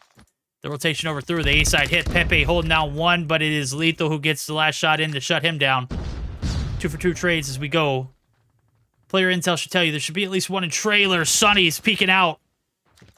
Is able to stay alive. Gets the nade shot down. Veterans here to collect the bodies. The soul is going to be his for now. And one player left to clutch it up in Scott, who can't hit a shot. Oh my god, shot. Scott. What were those shots on me? I caught the back end of it, but bro, whoa. They did not look pretty. Yeah, maybe laid down that SKS for a round or two, but those shots were just not shotting. Those attempts of a kill were just not killing, and well, that is another round in favor of XI. An intent push through mid by the hands of Rav, who through the smoke begins to go for that kill and takes it onto Losty through the wall. Outstanding, but they're gonna be losing ground over on Bravo. Area that right now Pepe is trying to go to attempt to retake alongside with Josabot. But through the right side, Pepe through mid. A lot of pain is gonna be felt. Veteran with yet another kill. Reckless with a knock onto Pepe. The 2 for 1 trades will be in favor of XI. Now trying to go for a defense. Sonny falls short against Reckless, who continues to be rolling the enemy's world on this round particularly. He had no kills prior to it, and now he's gotten 1, he's gotten 2, went for 3. Let's see if he can find it. 40 bullets left. I think he lost control of his own body there for a second. That allowed Raph to take 1 kill now, doing a lot of damage onto Lethal. 1v3. Raph not willing to push just yet. We'll take out that shorty, and we'll now wait for someone to peek out of here. I think that'd be a bad move by the side of XI if they do. Oh, Raph. That's something that Raph realized. Okay, double for Raph. Oh, dumpster him, Ralph. Finish him. Damn. Bro, I'm sorry, Legacy. I'm a huge fan. Woo. You're a great person. I wanted you to get canned right there. The one time you don't miss a shot, I needed Raph to clutch that one. That was God tier. Bro, peeks the corner, gets the box heady. The guy laying flat on his tummy. And then up close and personal, right in the corridor. Holy hell, man. That was... Whoo, baby. He's putting kids on t-shirts around here. Legacy shut down Sonny. Trying to make something happen here in the search and destroy comeback. It's a 4-1 deficit. Bombs made its way over to the A site, and they are taking this site hostage. Bad thing is, they don't have the numbers to get this bomb plant down comfortably. Just a Bat is trying to get some shots in, but he's only scratching the back. Scott, though, coming through with 2 before he goes. I didn't catch the shots, but I'm sure they were crispy. Now it's all on Pepe, and wow, Pepe's just going to get a free kill.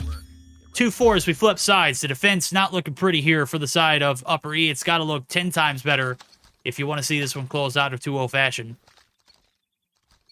That's right. It was a bit of a free for Pepe, but a round nonetheless. As we flip spawns, the score is 4-2 in favor of XI now. Well, there's going to be an aggressive push in a way going towards B. Seems like Losty alongside with Legacy will attempt to defend. Sonny gonna pop out of there. Sonny gonna be spotted. That could have been a double full Losty. Not gonna be the case. A lot of action now going back and forward between these two teams. Their opening is gonna be in favor of XI. Oof, as Legacy takes that kill onto Pepe.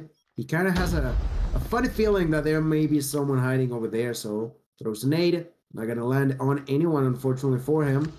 3v4.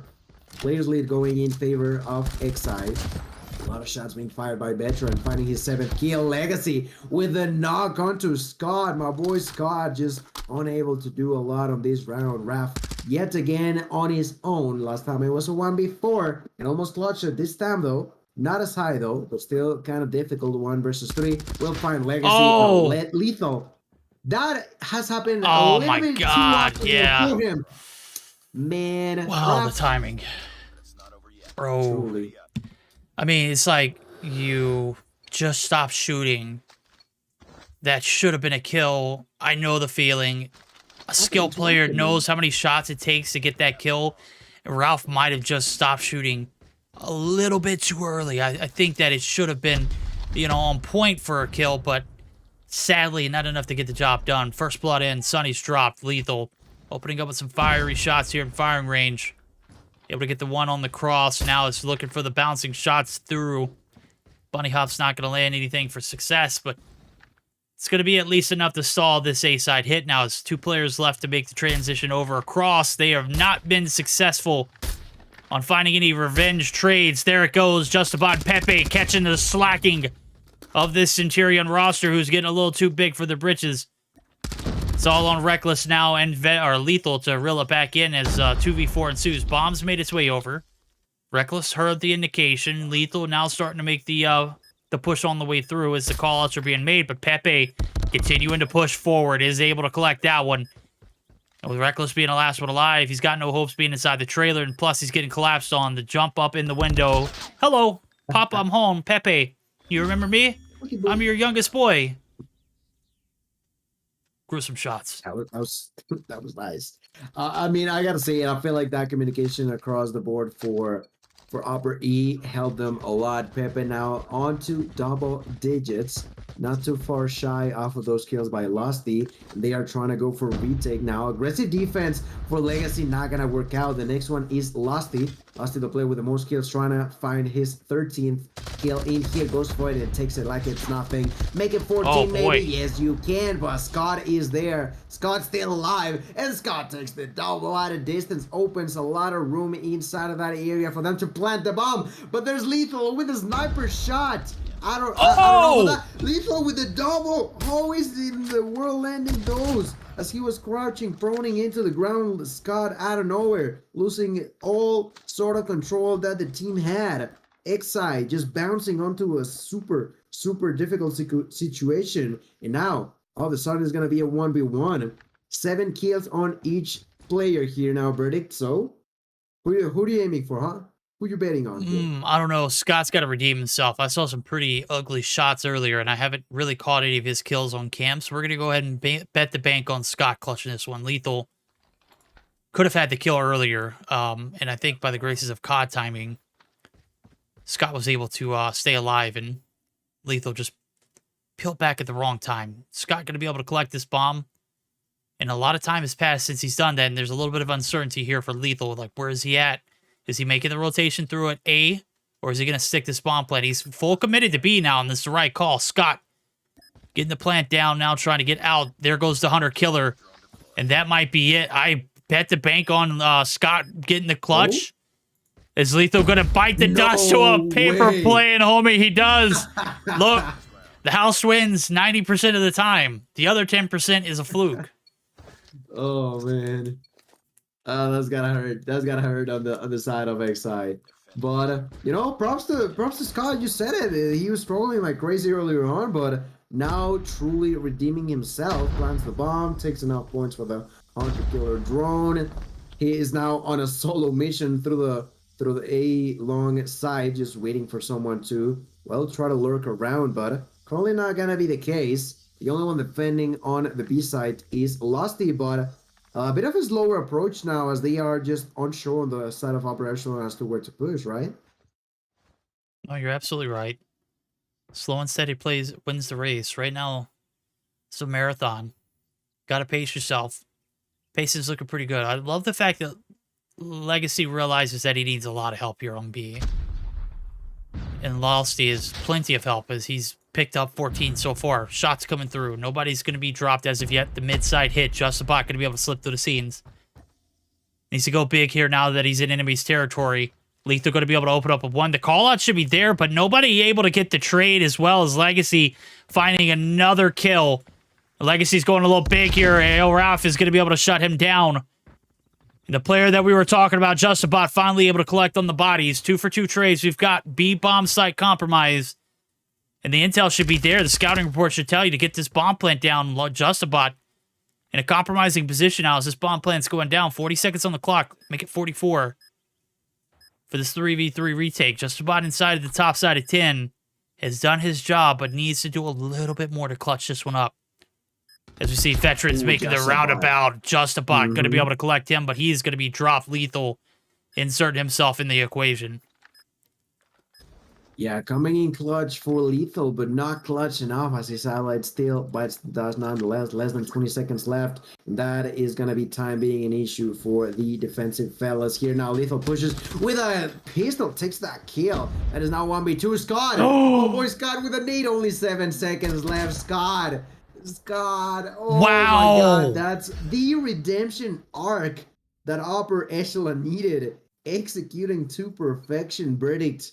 That's another point in the tie for XI and upper here. Yo, Ayo Ralph, even when he's dead, he's frying, bro.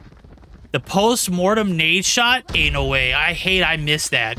I saw the 2-1 push in, but I didn't see the nade come out, and that was such a miss. Execution to a T. Scott plays time to perfection. And the numbers prevail. The 3v3 retake, not there. The hold, though, as the trailer hit, does not successfully stay active. Veteran shutting down the push. Ralph fending for himself as he's on an island. And these 4 players that are surveying the area kind of know it. We'll see if Scott can get intervened now as shots coming through from the backside. It's Ralph coming through with some aggressive shots from the bomb heady. Justabot's on the backside looking for the flank. Bomb's not going down just yet. And the more we see stalled here, the more time could be wasted. Veteran going to bake the nade to perfection. Is going to follow it up with some crispy shots, too. And this might be the upper hand going in favor of Centurion as UE lose the bomb as well as AO Ralph. Justabot coming through for redemption tour, though. Reckless. Now the last player alive. He's been out. He's tagged. Will they bag him, though? Not enough to get the job done, but it is going to be enough to keep this bomb active as it does get planted, and now it's a race against the clock and 2 players. 2 players wins every time this time around. 6-5 lead back in UE's hands as we've seen the reel back here, and it is a real close one, ladies and gentlemen. Will we go to overtime where we see the crispy 2-0, 7-6 victory? Only this round can tell. Truly, I just do not know what in the anime redemption arc we are witnessing here, ladies and gentlemen. That was impressive on the side of Operation, who now begin to push towards Bravo, but there's the defense by Legacy. Takes 1, but buys the dust. The 1-for-1 trades. Losty still alive. Through the wall, Lethal gonna find a kill. Losty now with his shorty wanna take that kill onto Justabot. They wanna activate overtime. Pepe gonna answer back with that kill onto Reckless. Pepe now gonna go help Ralph with a kill. Ralph going for the double. There's too much pressure onto his body, and Lethal realized that there might be someone else pushing through that same backside. Turns around, takes that kill. That is 6 for 6, ladies and gentlemen. Overtime, that's right. OT about to unfold. None of these are done for the day. And what I noticed is that, well, it seems like it's been a cloudy day for both Reckless and Sunny here. Oh boy, what a Reckless series we've seen so far. Losty trying to open up with the first blood through the wall. Sunny's taking some heat, but he is still alive by the graces of the firing range gods. So continue the poke and prod. Legacy good for 1. Make it 2. No, absolutely not. Sunny survives the wall bangs and is in enemy territory. Losty now trying to collect the souls of the players who've done so. And he does, and we're back even across the board. Square, right where we started at. Even 3v3 this time around. Minute and 13 on the clock. We're at overtime. First to win 2 rounds in a row. Take the bag. Justabot on the flank. And he's going to get read like a book here. Not going to be able to poke on through without being seen. He's going to have to choose a different route this time around. But it's a little bit of a stall. Lethal's trying to open up something. The trailer hit is done. Losty going to be able to clear it out, and that's going to be enough for the plant, though. 2 players left standing. Scott on the outskirts of trailer. Let's see if he can get on the inside, make something happen. He chooses to make the rotation out and about. And it's all on Justabot. Last hope here for the side of UE to take the advantage in their hands before we flip yet again. 40 seconds on the clock. Tries to get the first kill through the door frame. Losty not giving him anything to work with. And with this location being compromised, it is probably not going to happen. He's just going to chuck that nade. Don't know where it's going. Just get it out of your hand. Well, Losty doing more than enough damage for Justabot to realize that this one is an L on the side of Operational and not a whole lot that he can do in here. He's just playing back and forward, you know, not a whole lot to do, like I mentioned. So he realized, why should I kill? Let's just go back. No more kills to be added onto enemies' numbers. Just a few shots onto the ground to prove to us that he is not happy about what's going on, but the round doesn't matter if you're happy or not. We'll go in favor of XI, ladies and gentlemen. XI still alive, up and breathing, trying, attempting to take us onto a game 3. And as of right now, on this game number 2, we're starting round number 14. The kill departments are going ham, going crazy on both sides, but the lead is in favor of XI. Is in favor. Can they close it out and take us to control? This round is certainly one that they want to do it on. They don't want to see any more overtime. They don't want any more hopes for UE to make any more comebacks. They've already given up a, what was that, a 5-2 lead at one point? Something like that. I think so, yeah. Yeah, something like that. Right now they're playing it very reserved. Legacy holding off the back alley of jungle. Lethal going to be open up with the first wall being shot to connect. Is Justibot not going to be able to play his life this round. And surely enough, the hit, it's mustered up for courage to go through this back alley area, the jungle site. The concussions, the double. Not going to find any information other than, hey, homie, there's somebody here, but we don't know where. Legacy hold the back angles. Losty holding the cross, ladies and gentlemen. It's all on these two players left, Sonny and Scott, who was able to find one. Sonny able to find one as well. And now what was a 2v5 scenario is a 2v3, but the bomb's still not down. There's only 40 seconds, and time's not your friend, and neither are these three players. Homie Reckless going to be able to take him down. And Scott, the last player alive, Lethal says, not so long, my friend. We're heading to control where we will see this series go the distance. 8-6 win for Centurion. UE not able to get the job done. That's right, ladies and gentlemen. One for each side. We thought that we could see 2-1 matches for the first time on North America tonight. And well, we not only got one, but two now, that being the case within Upper Echelon and XI. My goodness, 18 kills for Losty alone. Like, it almost, like, looking at the kills verdict, it's weird that it was this close in a sense. I don't know, man. I'm trying to count. Okay, what kind of a kill gap was there? All right, there's 7, 9, 10, 13 kills lead in favor of XI. I just, it kind of feels weird, like I mentioned, that it was this close, but you know, at the end of the day, it doesn't matter how many kills you get, how much value you take off of them. Unfortunately, said values, pardon me, was just not enough for the fellas over in Operation. You're absolutely right, and that has led us to a control here, as this series is not over with, ladies and gentlemen. The night goes on. The show must continue with it. Slums control here for game number 3 to be the deciding factor of who is going to take this series. Right now, 15 points is up for grabs. One of these teams is going to walk away, not empty-handed, but with 10 less than what we expected. Verdict, you never spectate my snipes, huh? Well, bro, if you wanted me to spectate your snipes, you best believe after hearing Gil say you missed like 4 in a row, that I was just like, I'm not gonna put my guy down like that. I'm not gonna do it. I'm just not having it, bro. He said you missed 4, and I was like, bro, he's not having a good night. Let me just go ahead and shut it down. You know, I did catch one of those last rounds where you caught somebody off guard, but it's hit or miss with you, bro. And when he said 4 misses, I was like, yeah, it's not hitting. It's definitely not a hit. Yeah. Oh boy. All right, well, it is all going down to the last one. Verdict, control over on slums. The defensive side will be given in favor of XI. We've had surprises now on the side of Upper Echelon. They have done a whole lot better than what I was anticipating, if I'm being honest. But with that being said, now game 5, we're back on respawns, and they don't have the good side on control. I think that might be the end of the dream on UE. I don't know. I think we've seen crazier things happen. We saw a takeoff, attack round win, and that's rather unorthodox. So to see this slum start off with a little bit of a disadvantage, seeing that triumphant story of 11 come through and take down Seminole on an attacking round and closing it out, bro. Wow. What a fiasco that was. Got to be punching air if you lost that one.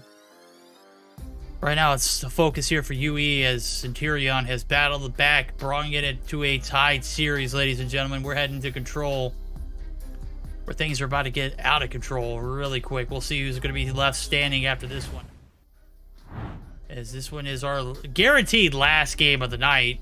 If you had to make a bet, based off of the slaying power and the high artillery that we saw in the hard point and the search and destroy, you've got to be banking on that defending team winning, right? I mean, for sure. But, you know, man. Oh, God. I almost paused the game on accident, but we're going to move past that. Yeah, anyway. I'm sticking around a little bit longer with Just About to begin with. I just want to know, you know, he struggled a bit on S&D, then he picked it up at the end. And I'm intrigued how this initial push will be dealt with by him. He begins to get inside of Bravo. The push continues there by Lethal, but the defense is not proper there for him. Now goes for a shot there, going to the ground, not going to be enough. The next one inside was Raf. No, Raf also beaten to dust. Sunny trying to bring enlightenment onto his team's hope. And well, in here, the lives are gonna be tied to the dot, 22 for each side. The control of the objectives, as we all know here on Slums, is in a sense easy to capture Bravo. So as time goes on, we're about to find out what kind of strategizing we're gonna see from Upper E once they actually capture Bravo here. Well, they got to get that actual done, right? It's easier said than done. This is quote unquote the easier side, but I mean, hey, sometimes the easy things are the hardest things in life, like the easiest shot. Lethal not playing around this time as he collects 2 bodies and gets the clearance off the B. It's kind of hard to get onto the objective when you got players like him. Finally, the smoke comes through, and that's going to be enough to clear the area, right? Wrong. Savage work here from the side of the defense. Centurion holding the fort down. 17 seconds left to go. What was a tied game in lives has now dwindled down to 7 life deficit, and it is getting worse by the moment. Sunny dropped Reckless with the 2-piece. It's now or never. Do you get this hit onto the B site, or is it going to be the round in? It looks like time is not going to be favoring the side of UE, as the first hit was a dud. First round going in favor of the defense. So far, so good for Centurion. Comms must be kind of exuberant after that Search and Destroy performance. It had to have been a little disappointing after the hard point, but hey, Legacy, that just means you don't get to go to sleep a little earlier than you wanted to, right? Absolutely. Well, if he does want to go to bed earlier than round 5, he'll have to push with his heart out here on offense now. Legacy just trying to push through blue. Not gonna happen just yet. Raf trying to defend from the inside. Legacy, if you push right now, you can get a freebie. Not going to be the case. No freebie for you, sir. Double kill for Raf. Eventually dies to the hands of Losty, but the defense is not too heavily contested on the side of Bravo. The only one going to that path is gonna be Raf. Raf changes his mind midway. Wants to go through mid here. 2 players inside of it. No, that's now gonna be only 1. And the capturing continues now. Although the side of Upper Echelon kind of struggled there on Bravo, well, it seems like XI is doing a whole lot better in here, as they have captured already 2 ticks in here, but the third one is yet to come. Not yet going to be in here. And, well, Verdict, I know we are still on round number 2, but just so we can take a look onto both teams this game, we want to go take a listen in first. Let's go ahead and dive in with the attacking team. They have, or had a lead in favor of lives, but let's see if they can get the job done. 40 seconds left to go. 2 ticks of progress. Let's go ahead and cue in for our first listen in. Get rookie cuss. Claw. One grave. I got one grave. One shot. No, Claw, one shot. Claw, bro. Claw, tell me. Dead. We gotta cap it. Cap it. That's your grave. Nice. He's one tap. Good trade, nice. We're up on life, 13, 12. Know this. Careful. How many lives we have? 12. Let's push your P3. Yeah, we can push P3. Not all of us. One grave. He's trying to bait me out. He's on light blue. Oh yeah, I'm pushing up. They playing, eh? One probably laundry, Bomber. One push out grave. He's one side. P3 and laundry, yeah. They baited. Oh, yo, back up. Hold on. Wait, chill out. Let them use that shit up. Back up, Reckless. Yeah. Or you can stay there. You're good. Let him waste it. What's his side? We got 50 seconds. All right, they got the quote-unquote easy work done. Here comes the hard part. Who's going to get paid this round? It looks like it's life's dwindling. Hit's going to come through. B is compromised right now. Wrong, Scott. What? And pulling out the Annihilator. Big guns being pulled here on the defense. Not a good sign, though, if you ask me. Yeah, but, well, at the end of the day, he was trying to prevent anyone from capturing Alpha, and sort of did for a bit now, but the retake is still here. 3 alive. That's Legacy. No, not Legacy. Veteran and only himself. 4 more to go. Okay. Goes for 2. Takes it. Veteran still alive. Tries to hope for a clutch, but Scott is going to say no to that. It was already getting too fancy. It was already getting too dangerous now for Veteran to be left uncontested by the hands of Upper Echelon. Although it was not as smooth as you'd like it to be when you're on defense. They still take the dub. They still take the point to tie it up one another. There's, they use the early use of the Sparrow by Pepe, who takes that kill onto lethal, but no more than that. He immediately begins to capture in here, and it almost feels like Upper Echelon, they were just not too happy about not capturing Bravo within their initial first offense, right? No, they weren't, and you shouldn't be. Right now, it's a good heady that Pepe's playing. He's got a little bit of a heady as well as a little bit of cover from the wall bangs. Veteran going to be taken on the outskirts. Losty dropped as well. 2 counts. And only lethal here to try and shut down this push. Minute 15 on the clock. We heard from the side of Centurion. Let's go ahead and do a double dip. This time around with the side of Upper E. Let's see if they can get the job done. To the left. He went towards you, Raph. Your side. Up wall dead. Another one. It's Legacy. He was pushed over your side. Outside hop up. Over your graves. Yo, one on A. One inside. Outside blue hop a wall. Sniper's one. G one shot, ref. Yo, blue get live. Chill for a second. Chill. Still Jeep. Blue van, P1, blue van, P1, 2 bricks now. Sniper included. 2 bricks. Bricks. Yeah, I got stuck. There's 2 bricks. Yeah, he's upside. Sniper bricks. Two outside blue. P1, bro. Still bricks. Alright, play your left. Sniper bricks. He's running. Play slow. Peeking cafe. Sniper dead. One more bricks. Yeah, I'm gonna switch off the smokes. I'm covering your F. I'm shooting the right side. I'll hold blue. 2 guys top set. Push through blue. 2 top set right now. One blue. Oh, Sniper graves. One in blue. Got one more 1 shot top set. All right.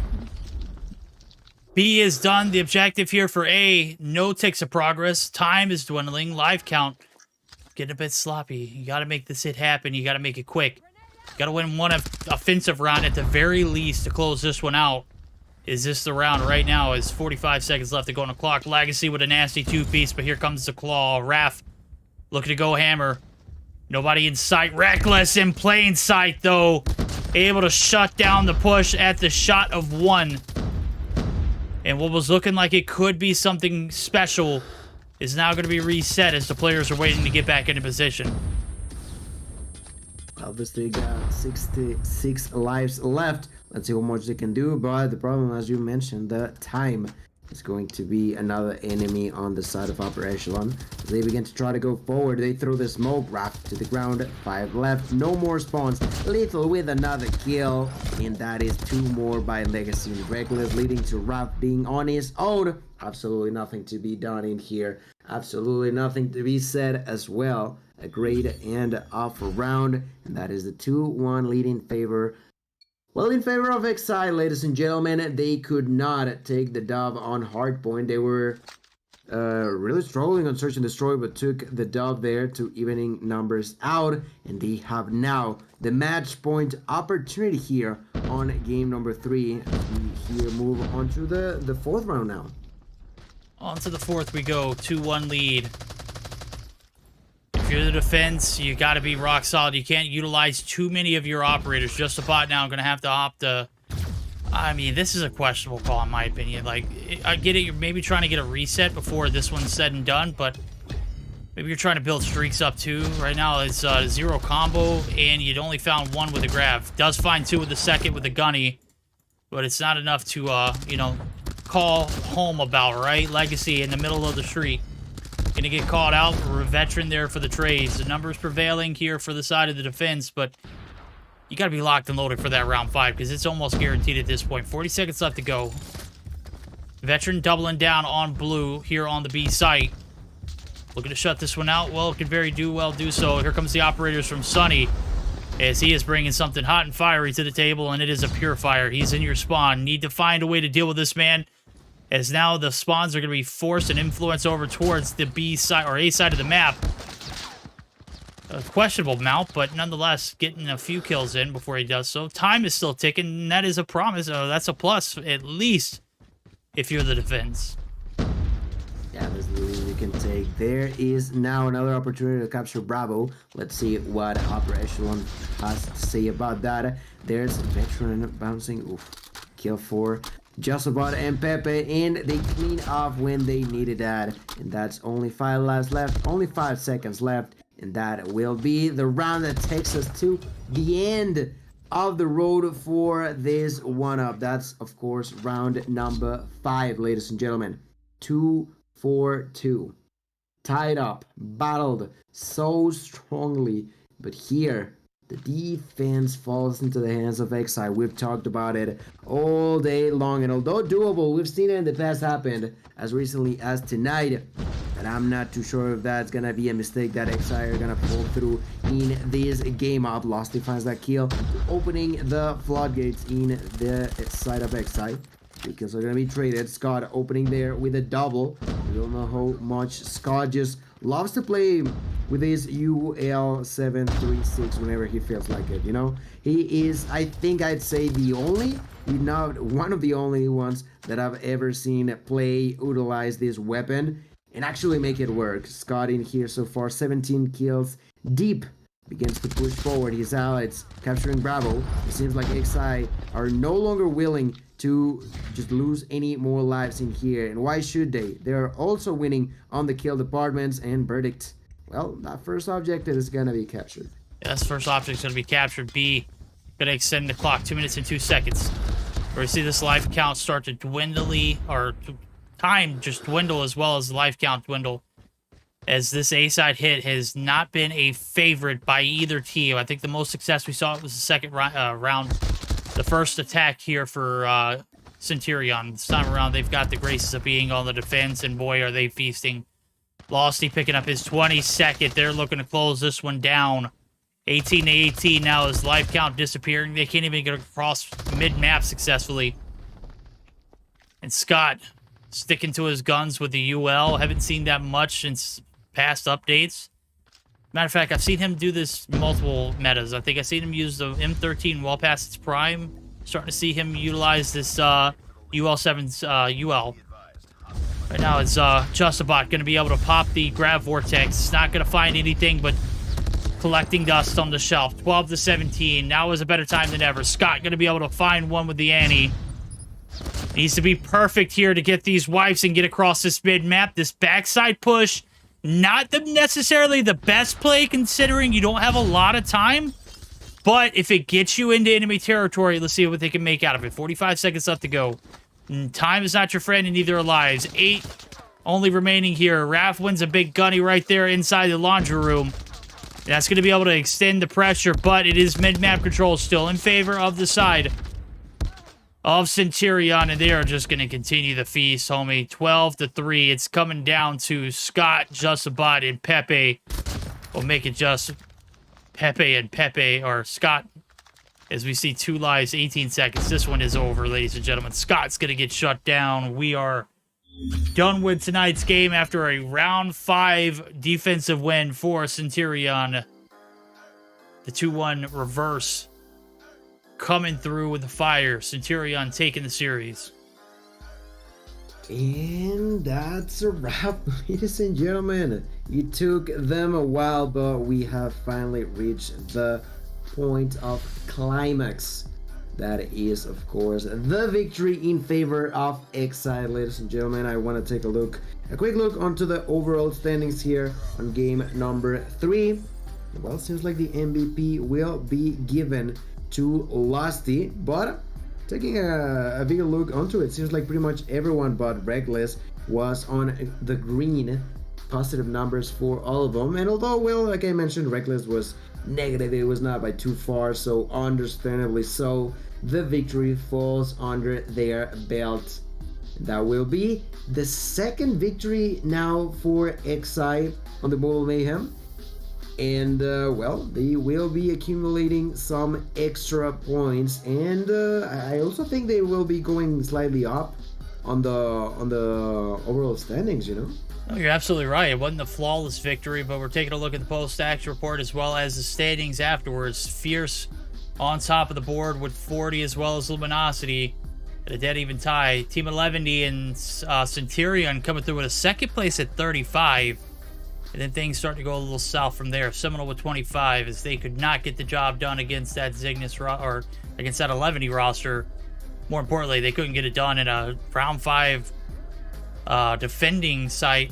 If they could get it that far, they couldn't. 11 sneak past them. So Infinite Simplicity with 20, as well as Zygnus Mobility with 15. Galaxia Gaming sitting right there with 5 apiece with Upper Echelon. As we take a look at the post, the results page. Sorry, it's a little late for me. I'm starting to get a little faded, my guy.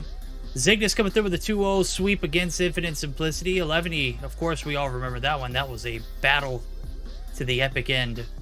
2-1 win over Seminole. 2-0 win for Fierce. A little bit of trolling involved, but hey, no harm, no foul. Centurion coming through with the reverse. The 2-1 over Upper Echelon. Gil. Pretty good night, I gotta say. Some great epic gameplay that we got to be on display for. Got more than we, decided to, bite off and chew, right?